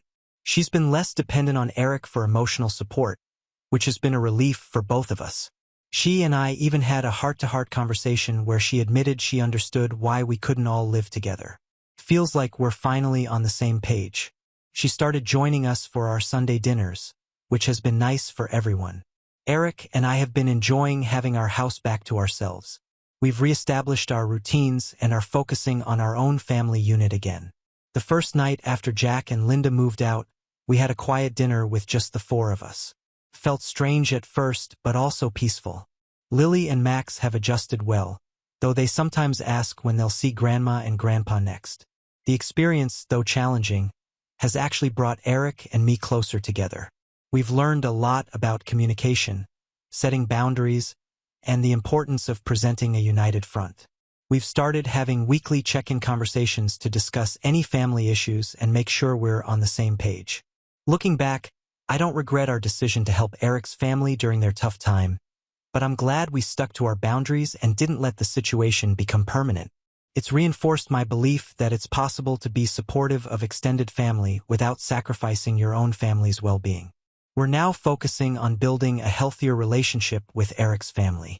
We're planning a big family barbecue next month to celebrate Jack and Linda's new place and Karen's new job. Feels like a fresh start for all of us.